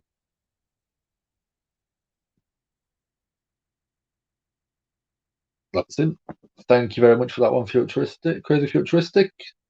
I'll see what references I can spot. There might be others in there as well, so I'll definitely keep my eye out for that.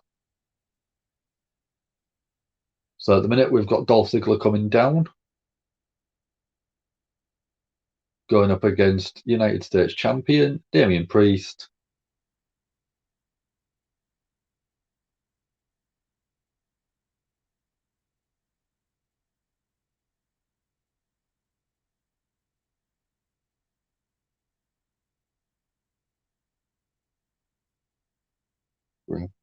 Link.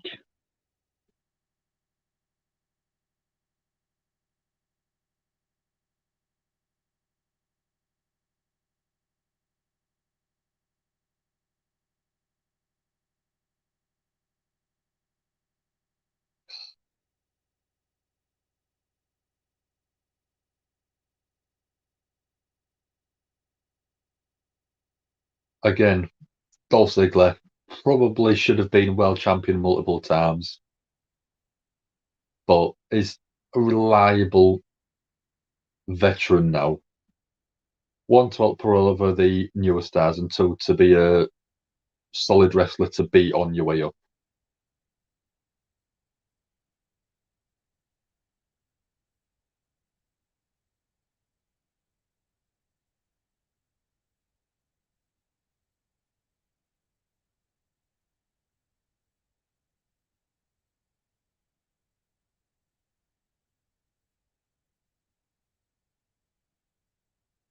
Oh, big slap by Dolph Ziggler. Trying to bring out the rage side of Damian Priest. Obviously, if Damian gets disqualified, he loses that title.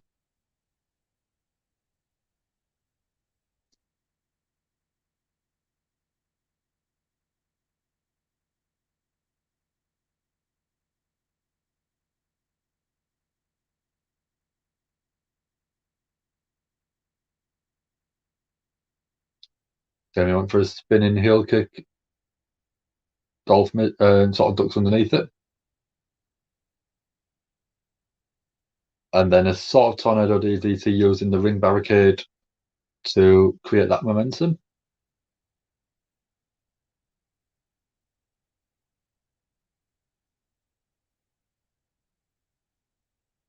So one day I hope to make a horror movie franchise called Story of the Wicked Ones. 7 already made up, and it also have a lot of references. That's cool. Are the screenplays that you've done, or is it just sort of you've wrote the stories and hoping they get sort of made into screenplays, movies type thing? So I mean, I know that what Halloween tried to do was they did the 2 films obviously with the same story, and then the third one called Season of the Witch, they wanted to make it like an anthology series, which each film was called Halloween, but they wanted each one to have a different story. And that is partly why the third one is just so completely different to the rest of the franchises, the rest of the franchise itself, that it did rubbish because everyone was expecting Michael Myers, wasn't in there. If you then go back to the fourth one, Return of Michael Myers, to bring Michael back because he was the franchise at that point. But I'd love to see a franchise take that risk and do a completely different story each time. Very similar to sort of what American Horror Story have done in terms of TV shows. Do the same thing, but do it with a movie each year. Bring it out Halloween or close to Halloween as possible, or something similar. Once a year, brand new movie, completely different story. So 7 characters you've got ready. Okay, yeah. So yeah, each one, if you've got 7 characters, each one might have their own sort of backstory and their own story. And it could end up where all of the stories are interlinked, which would be a cool idea.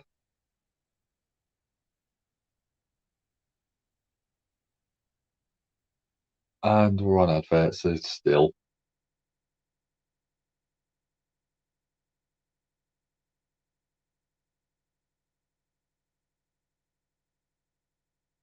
I've got 5 people in. Thank you very much for joining me.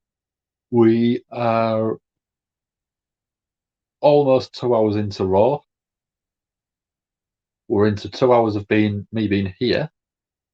If you haven't, like and share the video. Send it out to all your friends. Send it out to your family. Our aim is to get to the 1,000 by the end of the year.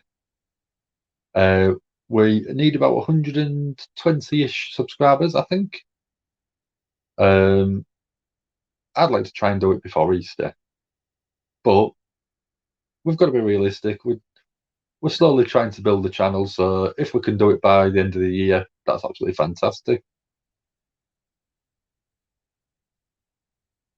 We're getting promotion for New Year's Evil NXT tomorrow.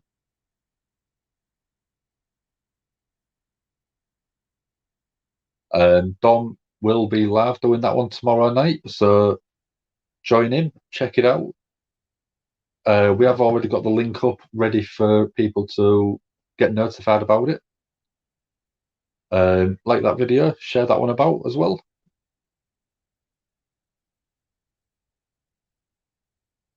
So we're now back on Raw. Damien Priest with a big slam, face-first slam to Dolph Ziggler.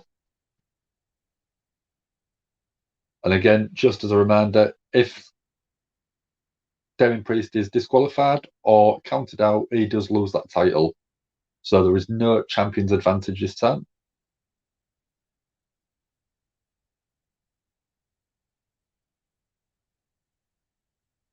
So each of the characters has 3 chapters.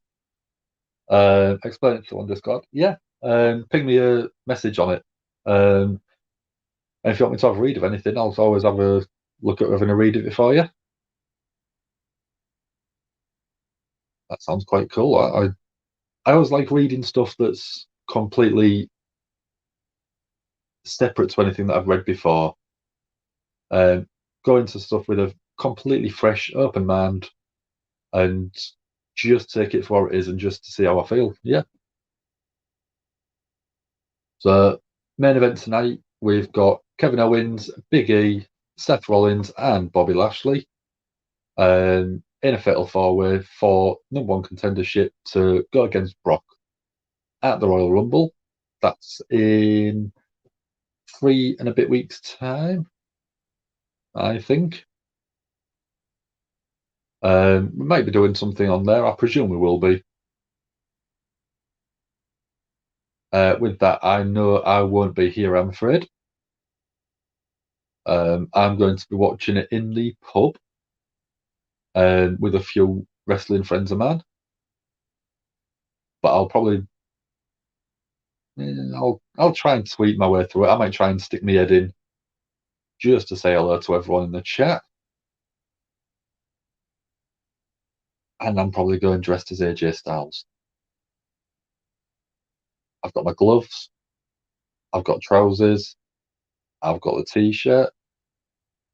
I just need a leather jacket with no sleeves, which I might look at getting. I get paid very shortly.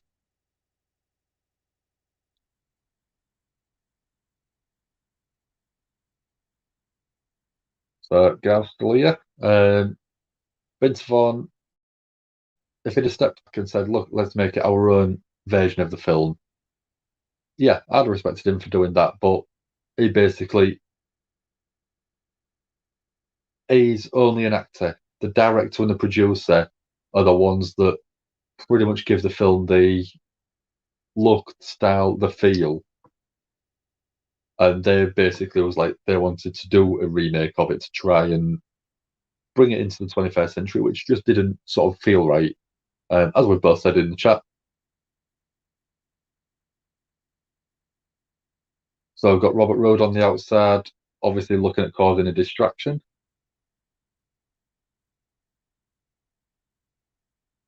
The Damien Priest has rolled out, attacking Robert Roode.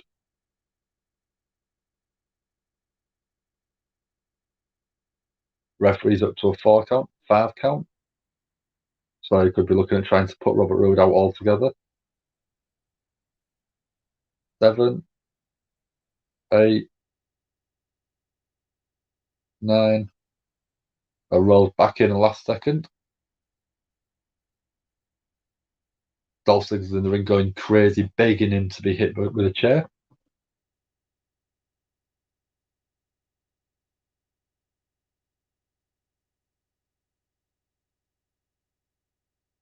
That's awesome, dude. Anthony Perkins autograph. That is cool. Was you in earlier on when I showed everyone what I got? I got a couple of new pop figures, but wrestling ones. I showed them to Dom. He was absolutely loved them. Well, in case you didn't see earlier on, there we go. There we go. Ric Flair. And we've got the certificate there, so I know it's a genuine one. And then, so Damien Priest has got the win. Still United States champion. And I've got the Fiend that glows in the dark wearing a Christmas hat. Cute. Love him.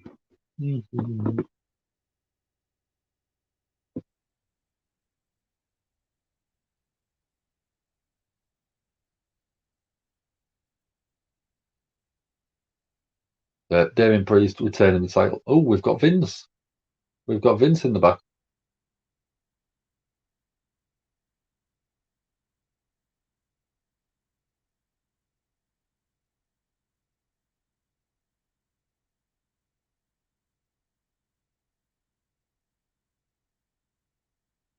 We've got Austin Theory.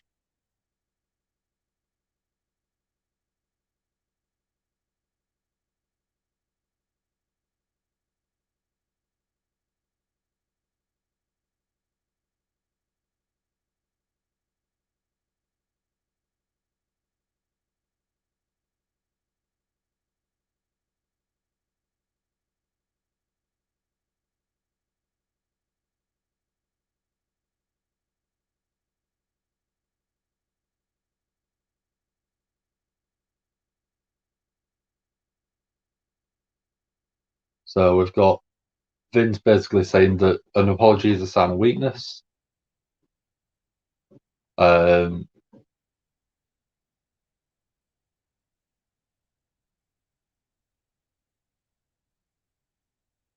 Vince has been a bit unusual,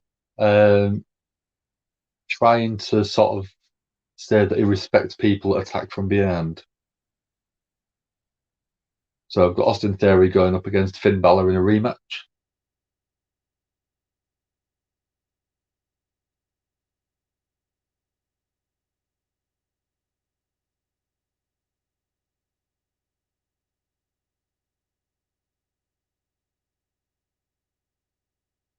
Austin Theory's in the Royal Rumble.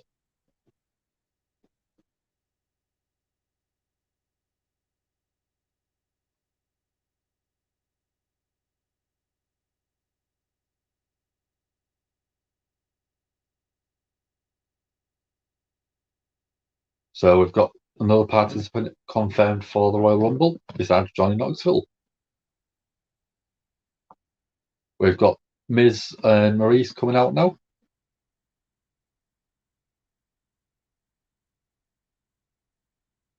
Yeah, the original film with the voiceover right at the end, and then the just sort of steady sort of tilt of the head.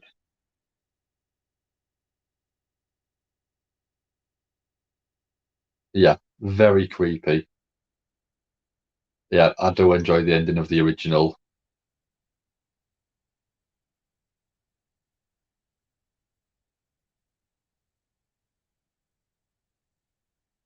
So we're getting Royal Rumble advert now.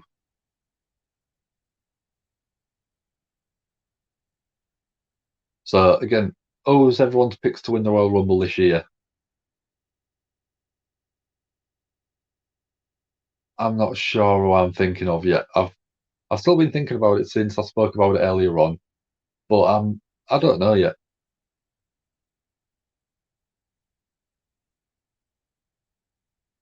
because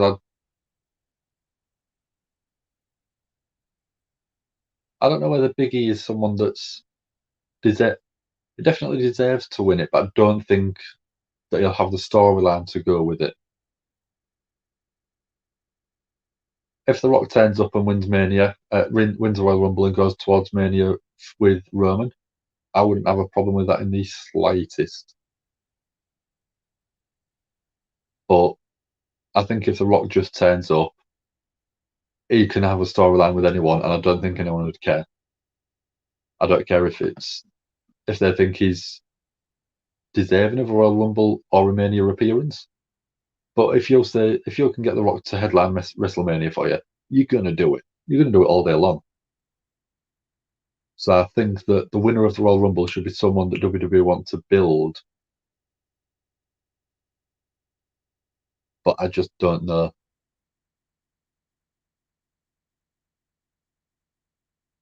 I don't know who yet. I'm still thinking.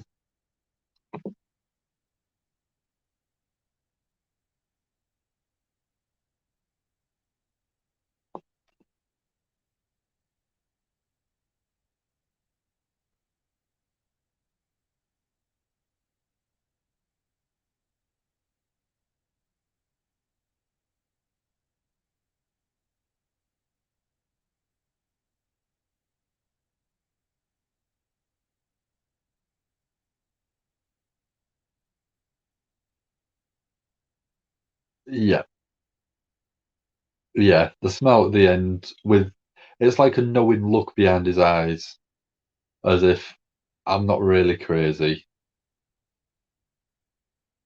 I know what I've been doing the whole time, but I'm playing it off.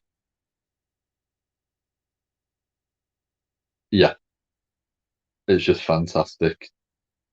And like I said, it was technically one of the original slasher films, which was great fun. There's a director um, called David Lynch. I know is it might be not well known to a lot of people, but if you're into your horror, he does a lot of crazy horror films. So if you ever want something that's a bit gross and a bit unusual, David Lynch is definitely a director to check out.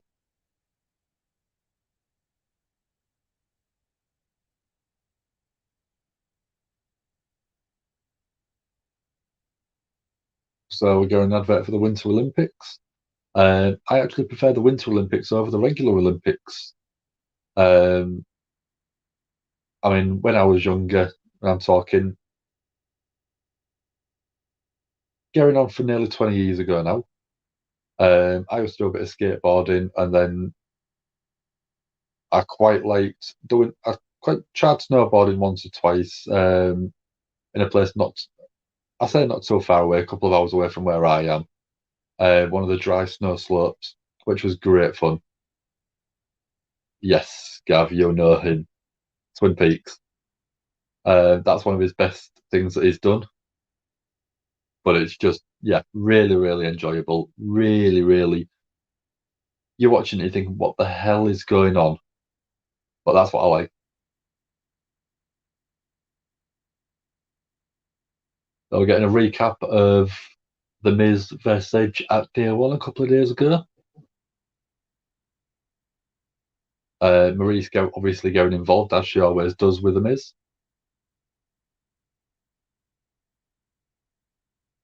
And then Edge's wife, the Glamazon Beth Phoenix, turns up. So I was actually thinking when I sort of noticed her turn up is that's probably why she wanted to finish with the commentary for NXT. Get back into ring shape, might be coming for another run again.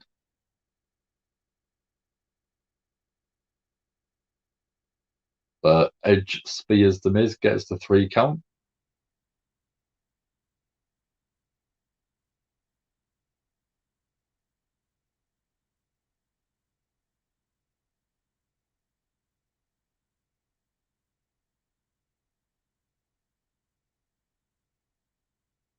So we've got Miz and Maurice in the ring at the minute.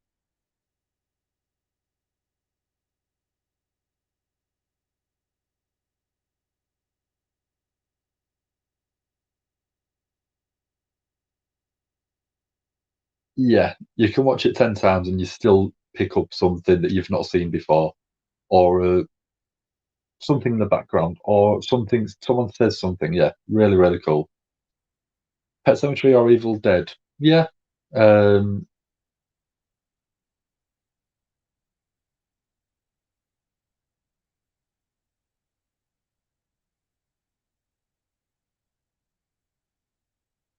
So Miz is basically saying that he's the only 2-time Grand Slam champion.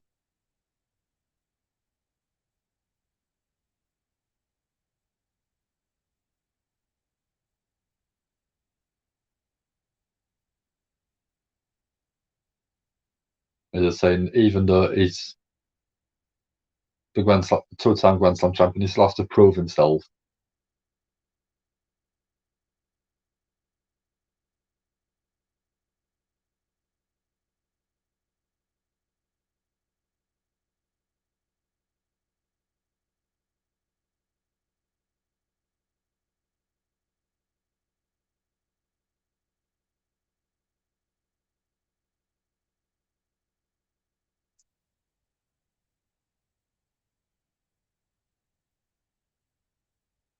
Yeah, I'd go Pet Sematary. I am a big Stephen King fan. Downstairs in the living room, or the lounge, if you want to call it that, I've got there's every single Stephen King book, all the way from Cujo, Last Stand, all the way to Pet Sematary and his new stuff, Under the Dome, and stuff around that area.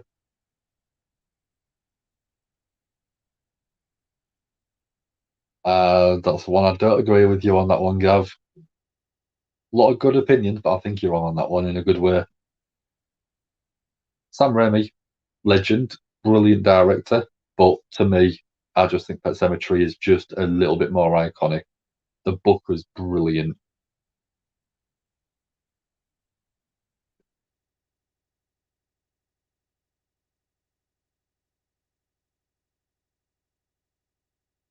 So we're getting a recap of last Monday Night Raw with the renewal of the wedding vows with Miz and Maurice and Edge dropping the blood on them.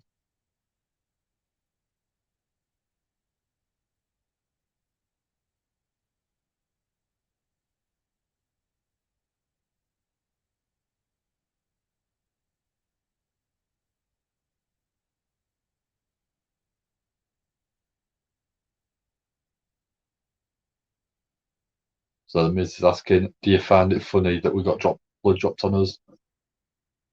And the crowd obviously is saying yes.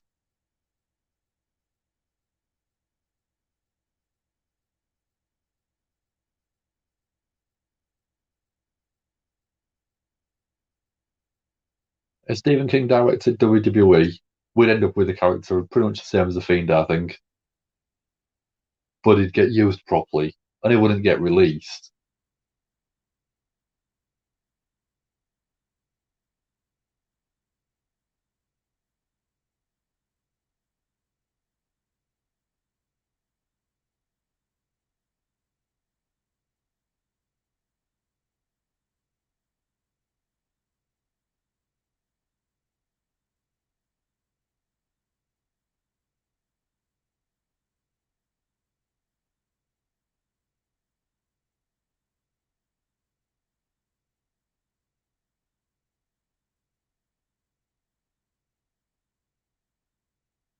So Miz is basically saying he wanted to respect Edge, but he was hiding behind his wife.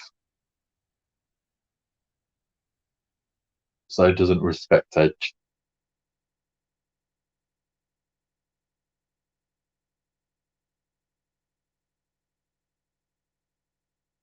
So every question the Miz is asking, the crowd are chanting, saying the Miz would hide behind his wife.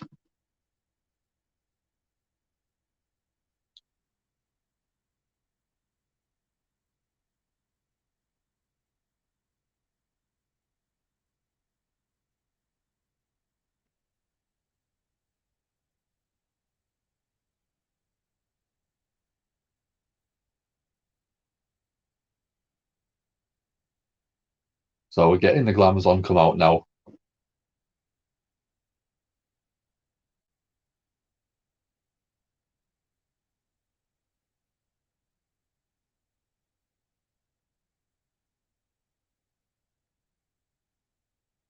Edge coming out as well, do we think?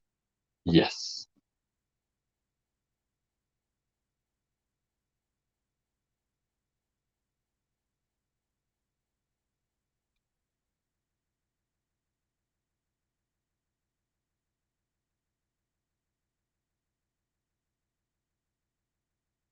Yes. Good choice on that one, Gav. I can't remember what film it was. I'll think about it. I'll get back to you on that one. Yeah, Fane would be a brilliant character under Stephen King's direction, I think.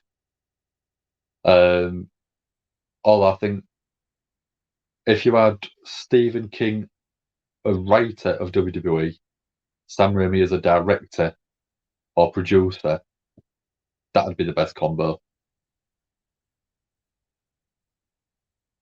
Can you have a bit of me blackjack?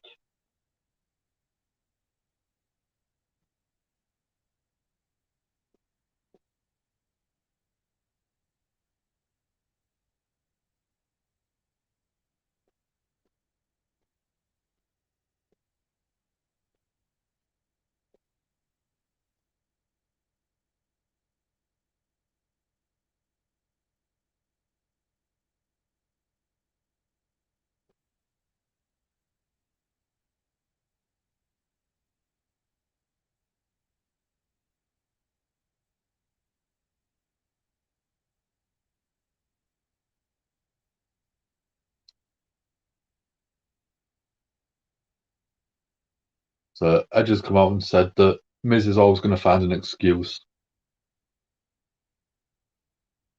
to lose at day one.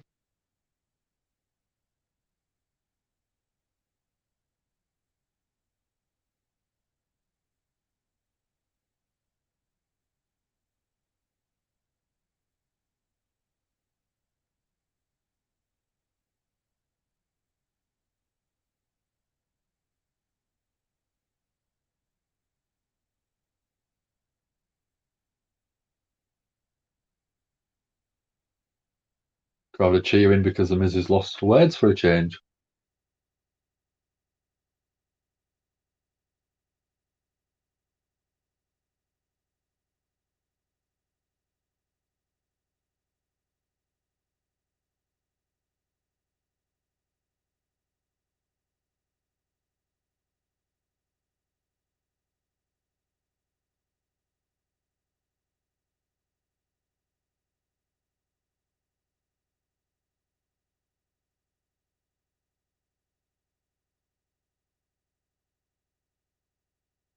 Yeah, I think he'd go to AEW, but I don't think he'd be a better fit for Impact in terms of the character sort of style.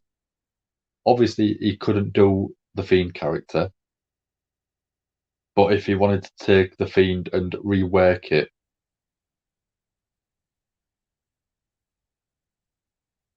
yeah, it was a shame. Tested positive, so he couldn't compete on Saturday night. But it ended up where we got Brock winning the title, so it might end up being better in the future.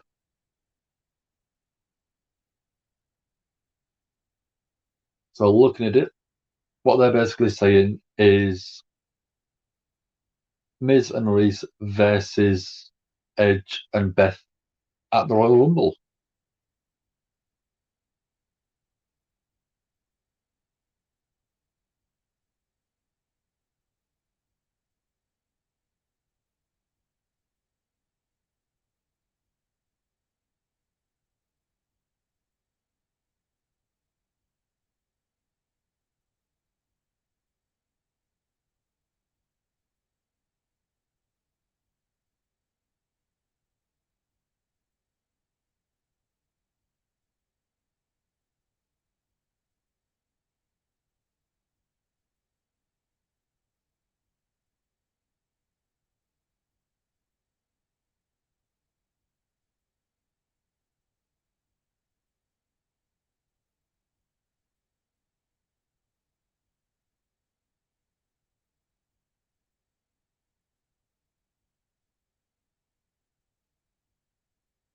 Yeah.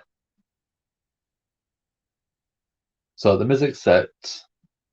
Maurice looks worried in the background.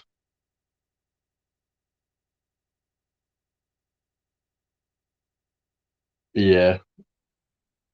I know he'd be gutted. Going up against Brock Lesnar, he enjoys doing that, and Brock really doesn't mind selling for him, which is quite nice.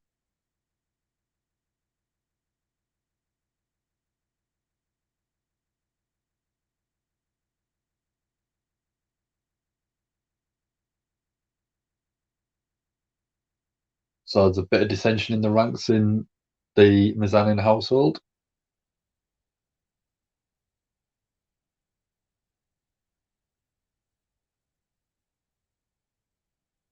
So 45 minutes-ish left. So I've got Big E being interviewed.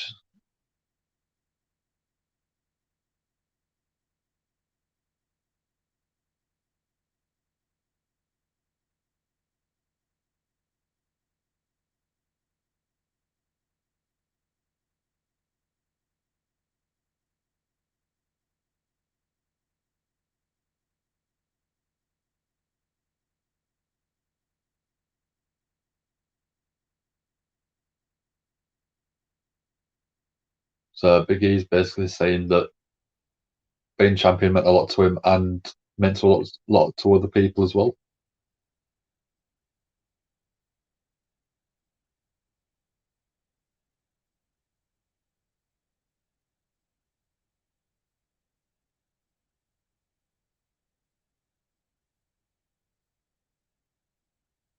Yeah. A lot of people never liked him. I've never had a problem with Roman. I think that you look at what Cena did, and obviously he's got supposedly the 5 moves of doom. Roman, again, was a very similar sort of character when he first broke away from the Shield and was getting that monster push. But it was all done to try and get him over. The same thing worked with Cena. So there was hoping the same thing would work again. But it didn't work because the WWE fans was a lot smarter. So looking at it, we've got AJ Styles coming out now.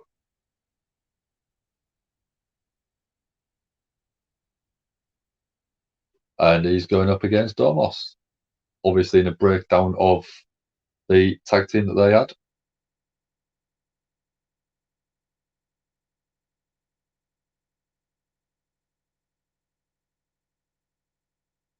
There's anyone?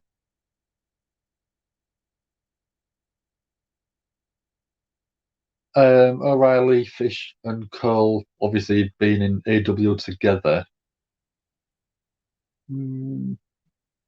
I do like it because it's obviously 75% of the Undisputed era. But I don't think that the stories with Young Bucks and Omega and the Elite Super Elite dynamic is going to sort of push the company forward this coming year. Again, with that, I think probably by the end of the year, we'll have Omega versus Adam Cole. I do want to see that match. I do think it'll be an incredible match. And then after that, I do think Adam Cole could basically be the end of the year competitor for Hangman Page's title, obviously, if he's still got hold of it at that point. But it's going to be an interesting year. I don't think that it'll be really, really good sort of pay-per-views, really good stories from AEW.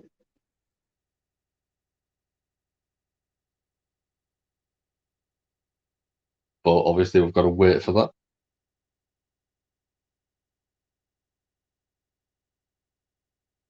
Beth Phoenix and Edge versus Miz and Maurice will be a lot better than Cena and Bella versus Miz and Maurice.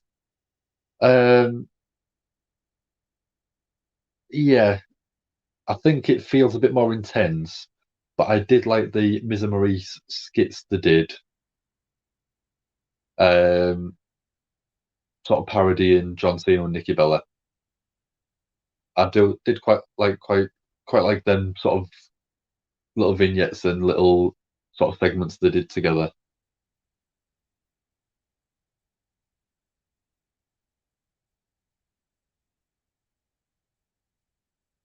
Adam Cole might turn on the Elite, yeah, definitely could do that.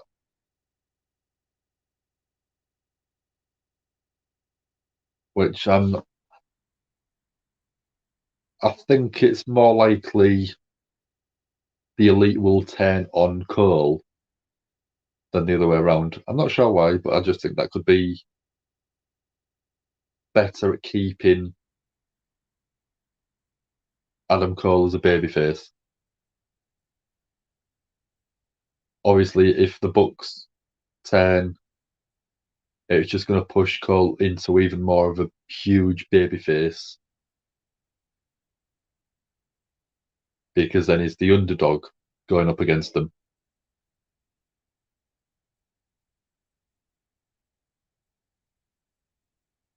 Miz and Reese, yeah, obviously are married. They got engaged, but yeah, the engagement didn't last a long while. But they was together for a good couple of years before that one. Undisputed Elite, yeah. I don't know if they'd actually be able to get away with it.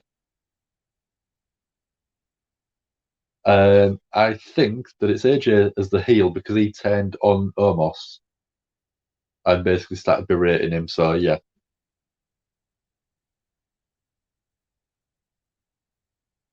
But he's an absolute giant.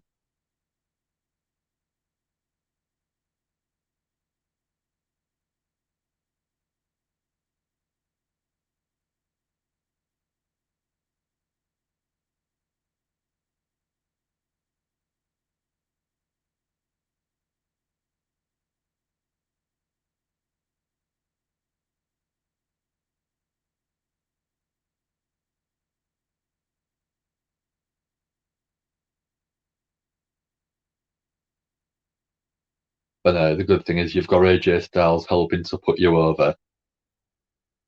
One of probably the past 20 years' best in-ring performers. He knows his way around the ring. He knows his way around the ropes. He knows his way on the top of the ropes. And from what I can remember, no one's ever been injured while being in the ring with AJ Styles. So it looks to be a very safe worker as well, which is always good to know.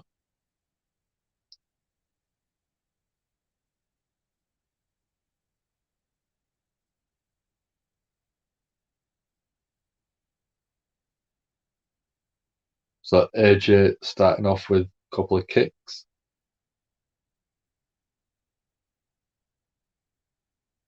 Almost throws AJ into the corner. Almost fights his way out of the corner. AJ takes a quick sort of detour outside of the ring. Yeah, I think officially he's about 7'1", 7'2". But I don't know if WWE are exaggerating that as well. Yeah, AJ living up to his nickname, phenomenal one. Yeah, you can't really say anything bad about AJ Styles. The closest you can say to anything bad about him is he should probably have been a world champion in WWE a couple more times. But he is probably the most recognizable face, one, to worldwide wrestling fans, because obviously he has done the New Japan stuff. Which he did for a good few years. Obviously with TNA, it wasn't as widespread, but going to WWE obviously boosted his US mainstream sort of popularity.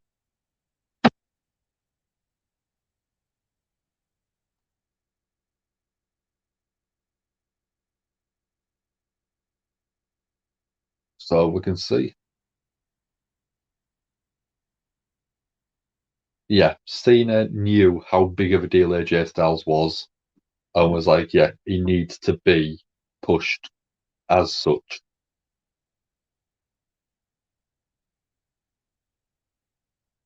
And again, it is one person that I could just sit and watch all day. His match with Nakamura at Wrestle Kingdom 10, maybe 9 or 10, somewhere around there. For the IWGP title, was just that good that I've got a copy of it on my tablet, on my phone, and on my computer, so I can just literally put it on at any time I want. And there's not that many matches where I've actually just cropped and cut that section of video out to be able to do that.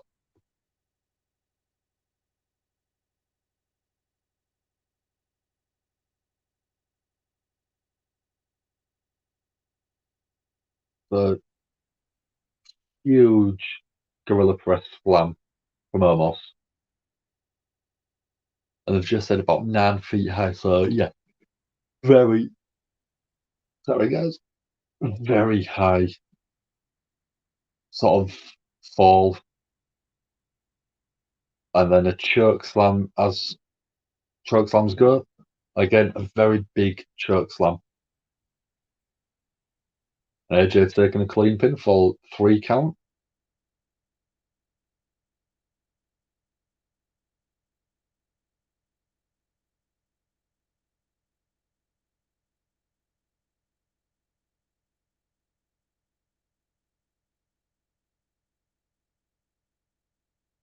Yeah. Real backstage friendships are nice to see.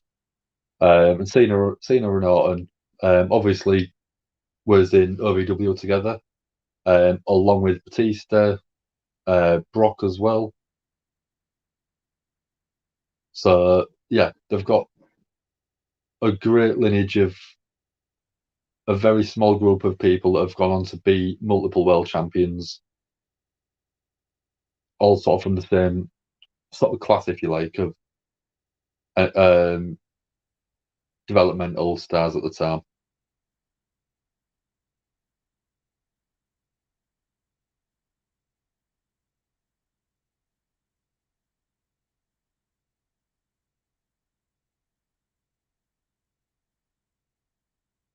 So we're getting a recap of earlier tonight. Brock Lesnar with a title, basically saying to acknowledge him, obviously stealing the Roman Reigns catchphrase.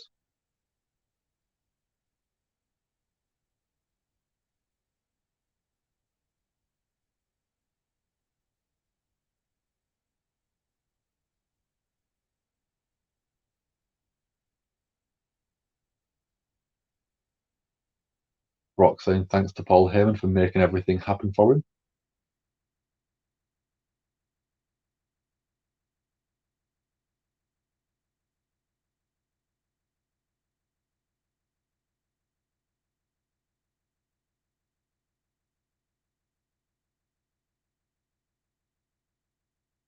So we're going the Fatal 4-Way match. So we've got Kevin Owens coming out to start with.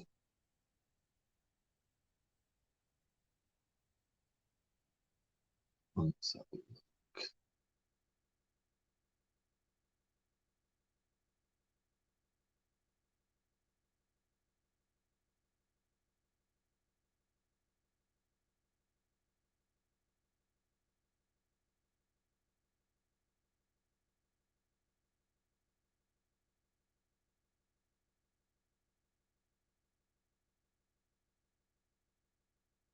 We're going Winter Olympics promo again. Can't wait for that to start.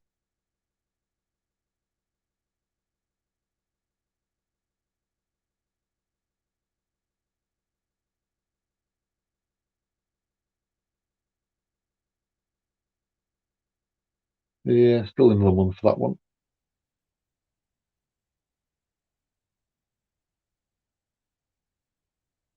Anyone got any other questions they want to ask me? Can be wrestling related, it doesn't have to be. While I'm waiting for them to come through, like the video, share it, subscribe. Let's get us to 1,000 subscribers. That's our aim for the year.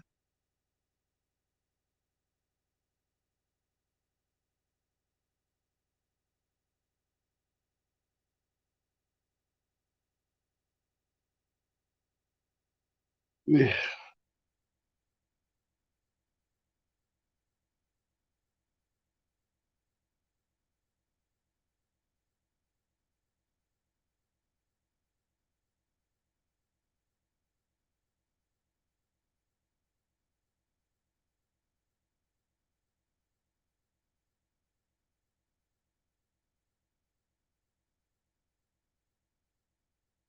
How are the Wrestle Stories doing? I haven't spoken to them or seen them for quite a while. Like I said, I haven't been on here for a little bit, so I haven't fallen out of the loop. I've just fallen out of the sort of podcasting side of it. A lot of the stuff that I've been doing has just been catching up with Raw rather than watching it live. With obviously Christmas, New Year, and stuff like that, my days off through work have been changing, so I haven't been off on the Tuesdays like I normally am.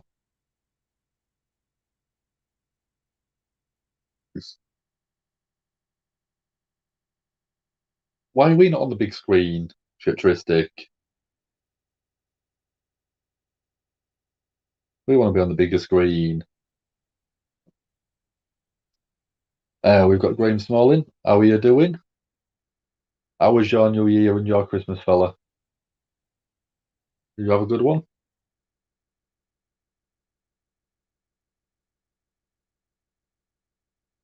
Got any questions for me? Ping them across.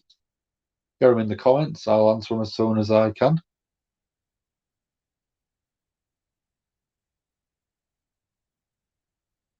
At the minute, for Raw, we are on a commercial break. We've just had Kevin Owens come out to the ring. So as soon as we go back, I shall let you know what is happening.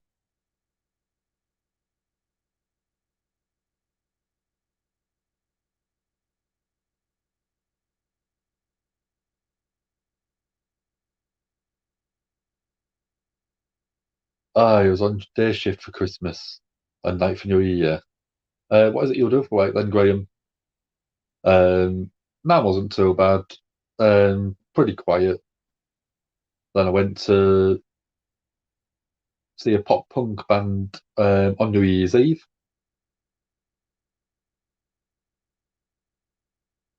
I'm only joking, crazy. You don't have to sort of mess about swapping it over.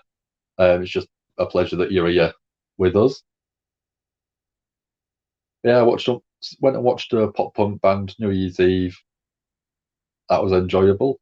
And I'm watching them again on Friday, so I'm going to go see them.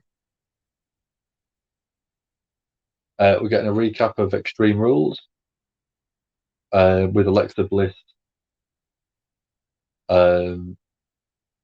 losing, obviously, Lily the Doll. And we get a journey back to Raw, so it looks like we could be getting Alexa coming back for the Royal Rumble. She'd be probably my pick to win the Women's Royal Rumble at this moment in time.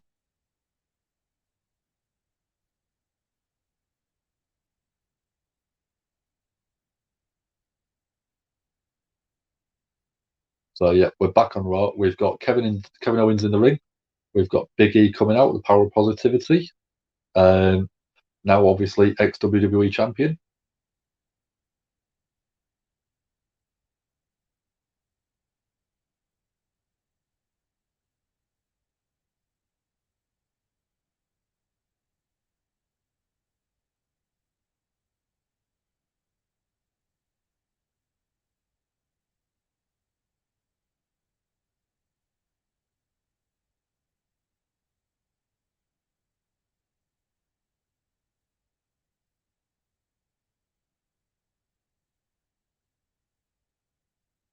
We've got Seth Rollins coming out now.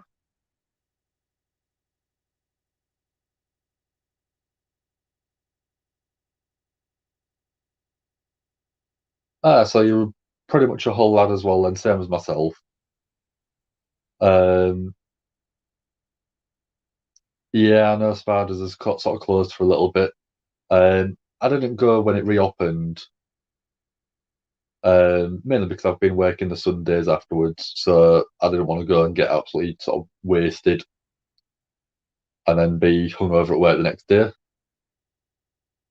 But yeah, I'm sorry to hear that, dude. Hopefully, we get the Omicron version under control. Once it's under control, you'll be back there as well.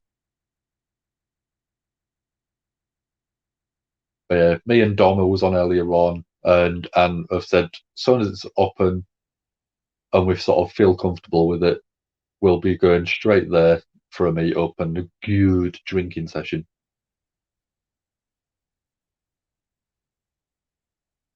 So we've got Bobby Lashley coming out to the ring now.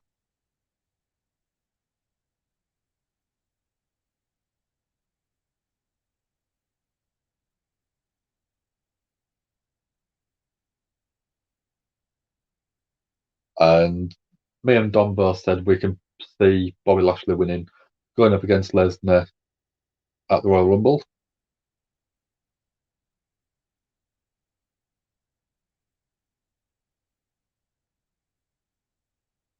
Yeah, Dom said he was out, stuck his head in just to sort of say hello to people.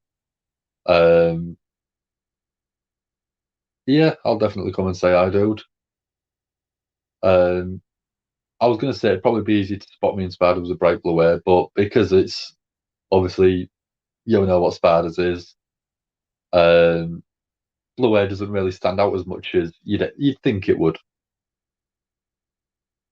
We've got Crazy, yeah, Bobby Lashley winning, and I can probably see Kevin Owens taking the pin. I think.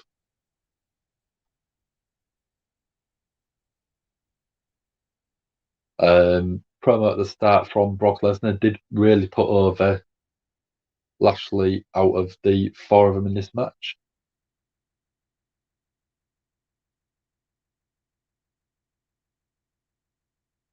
So we've gone back onto a advert beforehand. Yeah, I know. I did it because I did it to be unique, and I did it for about sort of 7 years. The blue in the air, maybe a bit longer. But when I did it, no one had blue hair. And then over the years, I've seen more and more people with it, and I'm trying to sort of mix it up a bit every time I get it done now, just to sort of make it a bit stand out even more. So last time I had it done, I had massive sort of blue mohawk all the way round, and then side bits both sort of shaved, but still blue. Yeah, thank you very much, dude. Yeah, I tried. I mean, like this, it really needs doing. Can't really. Well, you can sort of see there. All of that there is just the roots where it needs recoloring. But yeah, at the minute it's not the tardiest it's normally. I did going from work at about 6:30. I had something to eat. I had a bit of a nap, and my bit of a nap was from about sort of 9 o'clock till about midnight. So it was a good 3-hour nap. So it's technically a bit of bedded as well in there, but it's all over the place.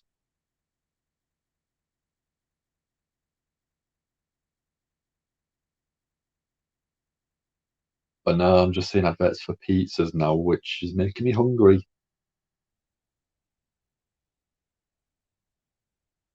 Yeah, I could do with some pizza. Yeah, I really fancy pizza now. That's the biggest problem with American adverts is there is so many food commercials on there. And most of them are takeaway chains, pizza chains, stuff like that. And it just makes me always very, very hungry. But once I finish this, which will be probably 30 minutes, 35 minutes, I will be going straight to bed.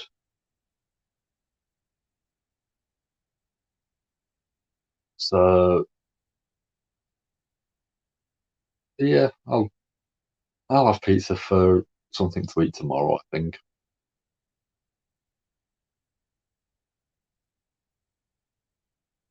Yeah, we haven't got much left on Raw. Main event, maybe Brock shows up at the end of that.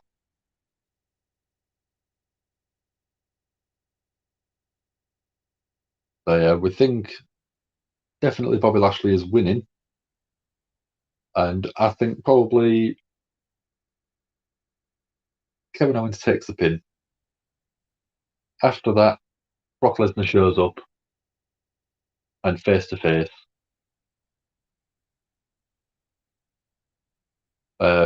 confrontation at the end with obviously Bobby Lashley. And then a couple of weeks worth of promos, and then the Royal Rumble itself at the end of the month.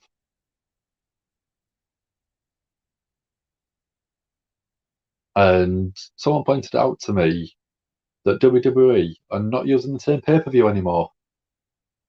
Even for stuff like Royal Rumble, they are calling it a premium live event, which is crazy. You pay for it, so why not just call it a pay-per-view? Day one was the first one where they didn't announce it as a pay-per-view. It was the premium live event, and it was on the sort of TV posters. And if you look at the Royal Rumble one, it is the same on there. It says premium live event.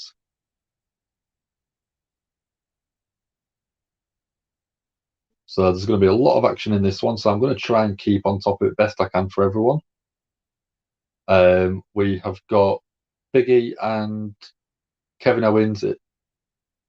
Kevin Owens spear through the ropes.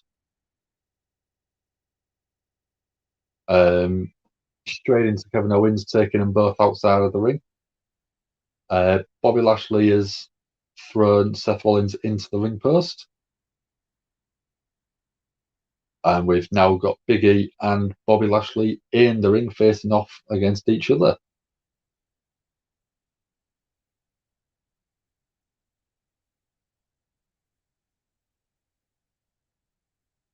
And yet, Big E took the title from Lashley when obviously Lashley was technically a little bit injured. So they've got some good animosity between each other.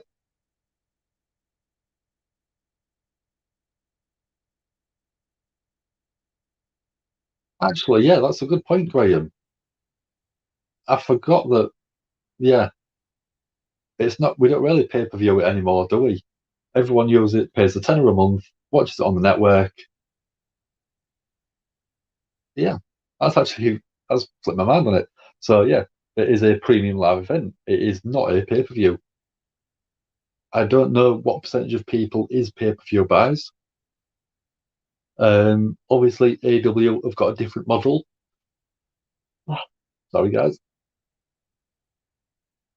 So with their model, obviously 4 shows a year is pay-per-view.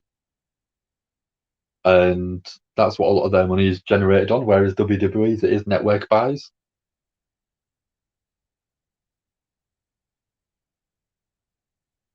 So we had Bobby Lashley going for a spear against Seth Rollins, but Kevin Owens pulls him out of the way. Kevin Owens goes right through this barricade, timekeeper area.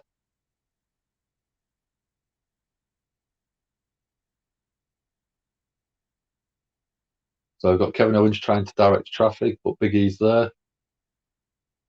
Big E with a belly-to-belly overhead suplex.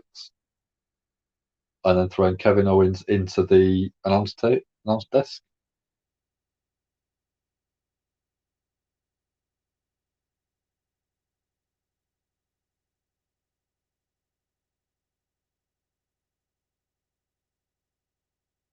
The Big E looking at pouring Seth Rollins through a table. Goes to pick him up. Kevin Owens reverse attacks from behind.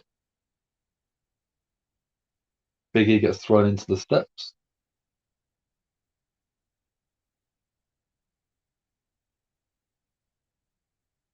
Kevin Owens and Seth throw Big E into the turnbuckle, and then they're trying to pretty much bury Bobby Lashley under all of the barricades. Rollins and Owens working together again.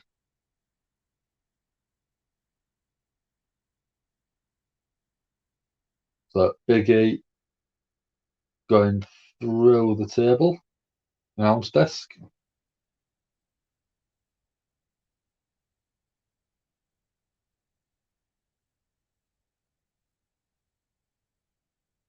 Yeah, percentage figures obviously for pay-per-view buys now is probably in the small percentage in comparison to what people watch on the network.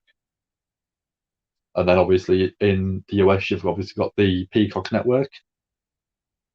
And then obviously everywhere else, you've got the WWE network. Sorry, guys, I stayed up this late in absolutely ages.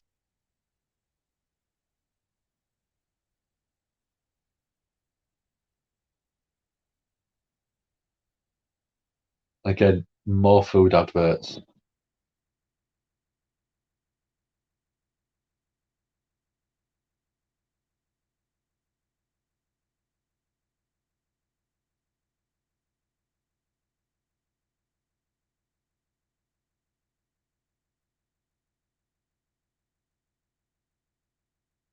Oh,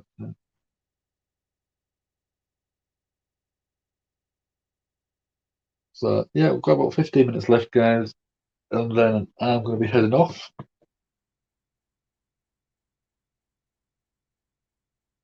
Big stretch.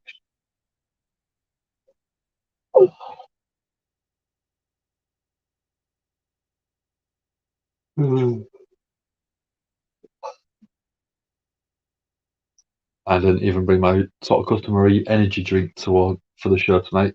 So I've got lemon and lime juice, which is still quite nice.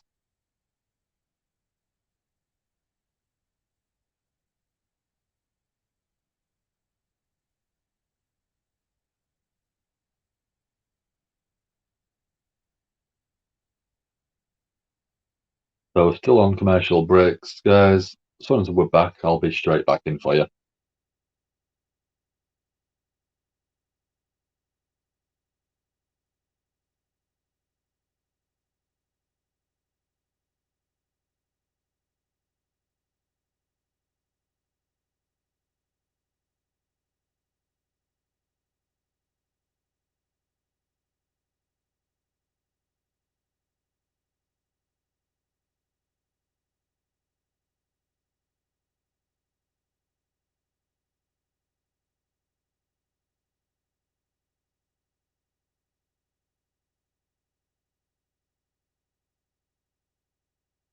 Has anyone else got any quick last minute sort of questions before we're done for the night or the morning, depending on where you are in the world?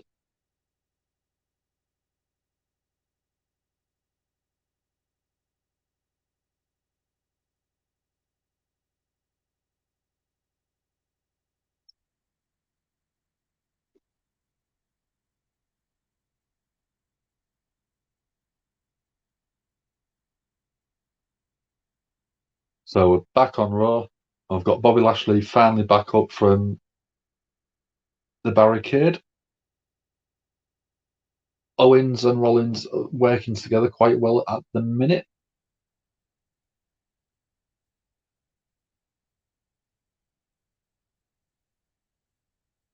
No questions? All right, not a problem. But yeah, nice to meet you as well, dude. And like I said, as soon as you're back up and if you go straight back into work at Spider, I'll see if I can get my face down there.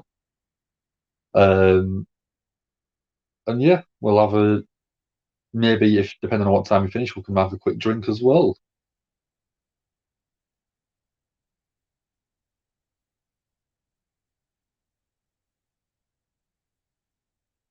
So we've got all four participants in the ring. Rollins and Owens working together quite well.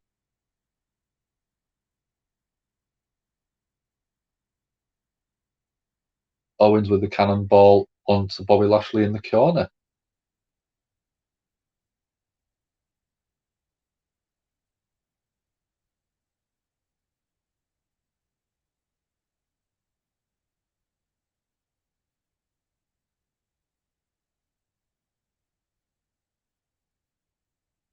So Biggie gets the Uranagi on Seth Rollins, and everyone's taken out.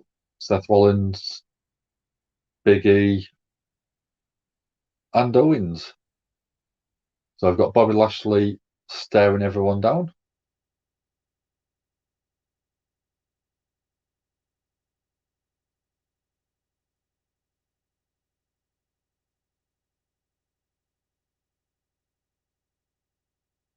So I've got Biggie and Lashley looking at each other, working together, sort of saying they're going to team up.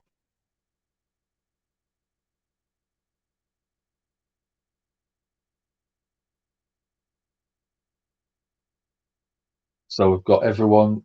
My headphones have just gone dead, so I'll just get rid of that one for a minute. So we've got everyone sort of running out of the ring, and they're both working their way up the stairs. So you've got everyone on the concourse. You've got Big E going up against Kevin Owens, fighting right next to the merch stands, and you've got Bobby Lashley and Rollins working sort of against each other.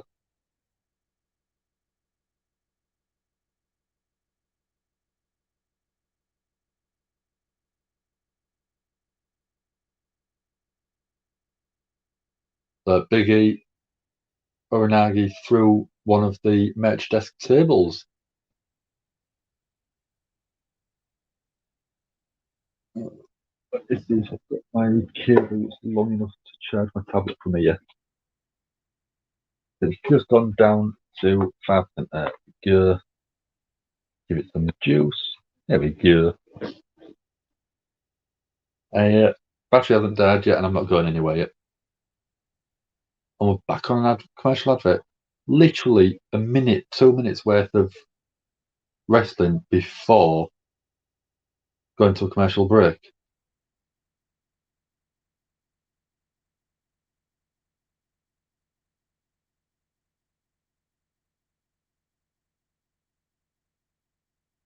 While I'm working, I'll just talk with things there.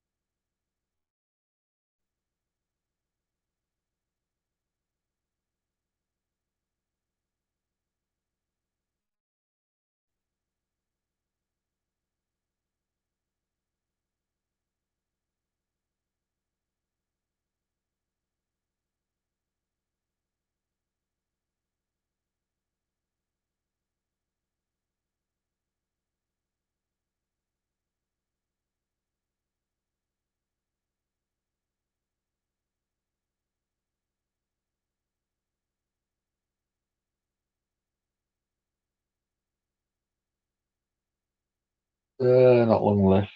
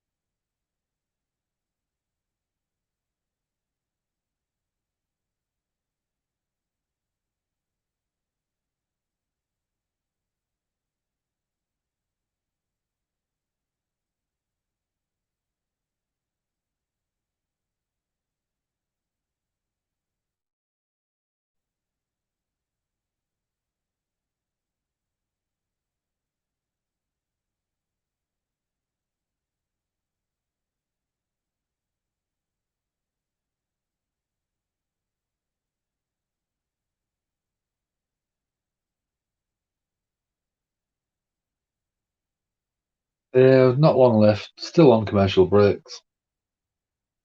Literally the most annoying thing about watching Raw.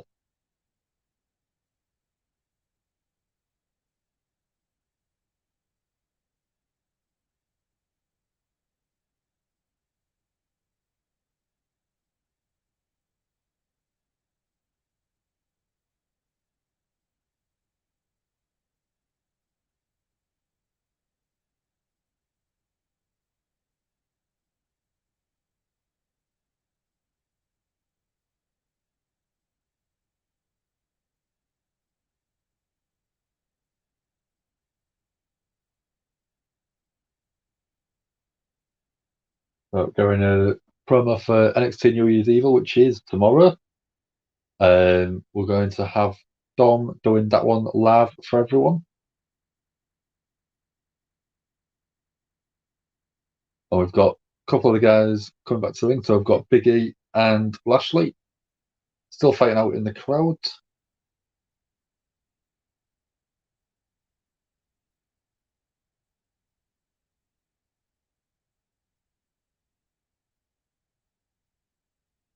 So yeah, Big E and Lashley are working together at the moment, working on Seth Rollins. We've got Kevin Owens absolutely out of nowhere with a swanton bomb off of the entrance arch for the crowd in the actual arena.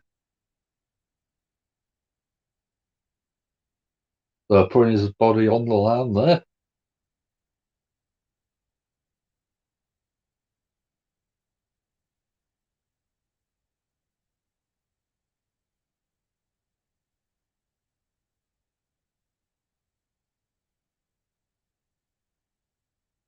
A huge swanton. Reminds me of Jeff Hardy at the 2000 Royal Rumble against the Dudleys. Very sort of similar position, and yeah, a very, very entertaining segment. So, swanton from Kevin Owens, and then frog splash from Seth, but only gets a 2 count on Big E.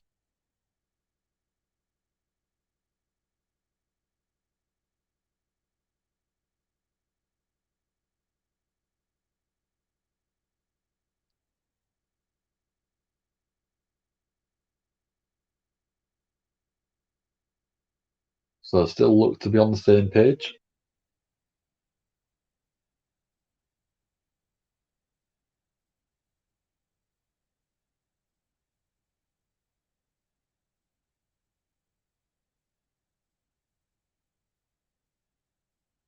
So double super kicks from Seth and Kevin Owens onto Big E.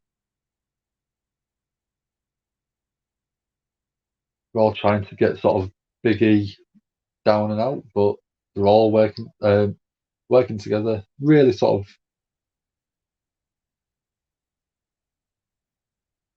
pump up power bomb by Owens.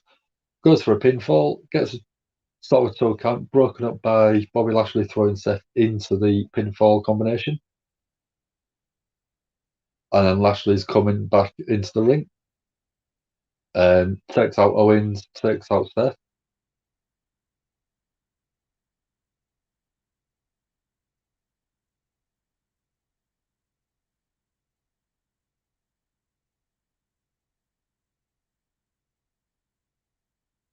Seth with a discus forearm. Big ending attempt. Speared by Lashley.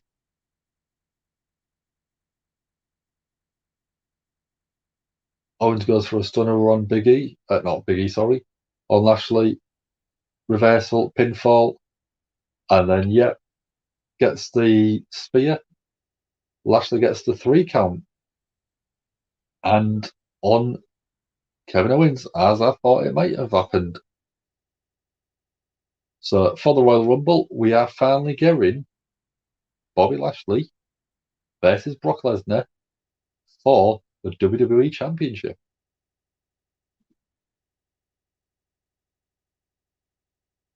So we did call it, didn't we? So who needs WWE writers? Just get us to do it. We'll do it a lot cheaper. Yep. Pretty much the same ending as day one as well, yeah. Recycled storylines from WWE. We know that's going to happen.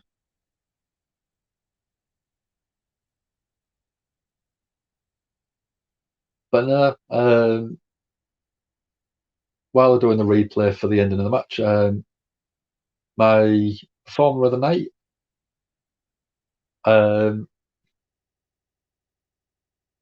just for what it was, I'll go with Montez Ford for the Frog Splash, just because that Frog Splash is out of this world. Oh, sorry, Gerard. Bobby Lashley won it. So he's going against Lesnar at Royal Rumble. Yeah, that one. Yeah, I've got there for you. Yeah, Bobby Lashley going up against Brock Lesnar. Bobby pinned Kevin Owens to win the Fatal 4-Way. Yeah. 2 big men slapping beef at the Royal Rumble. That's going to be good fun. And they've obviously got a history because they are both collegiate athletes. Yeah, so performer of the night, Montez Ford. It was a ridiculously short match, but I quite enjoyed that Frog Splash. It's always a beautiful, beautiful sight. You're welcome, Jaron. That's what we're here for. If you've got any questions, just ping them away for me. My match of the night, Fatal 4-Way. It was the only match that went above 5 minutes. So it means at least it was enjoyable. And my segment of the night, I quite enjoyed Miz Maurice in the ring with Edge and the Glamazon. That was quite enjoyable as well. It's not the worst Raw I've sat through for a while. I'd probably give it a good 6 out of 10, and that's a good 6. It's not a harsh 6 or anything like that. But yeah, still going a replay.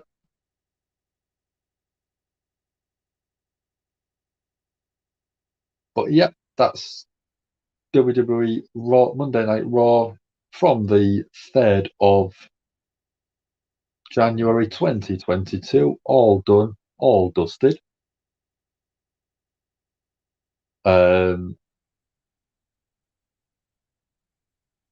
And I just go back to the comments. That's it. That's all done. Thank you very much for joining the show. Thank you very much for joining Dom earlier on as well.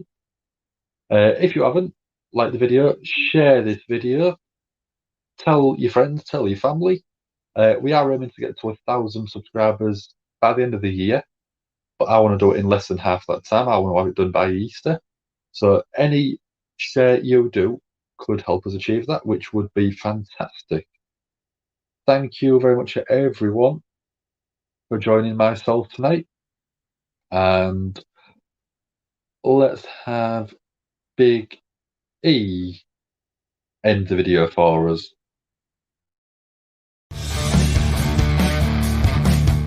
This is Big E from the New Day. Give me that whole yeah. Give it to me. I need it.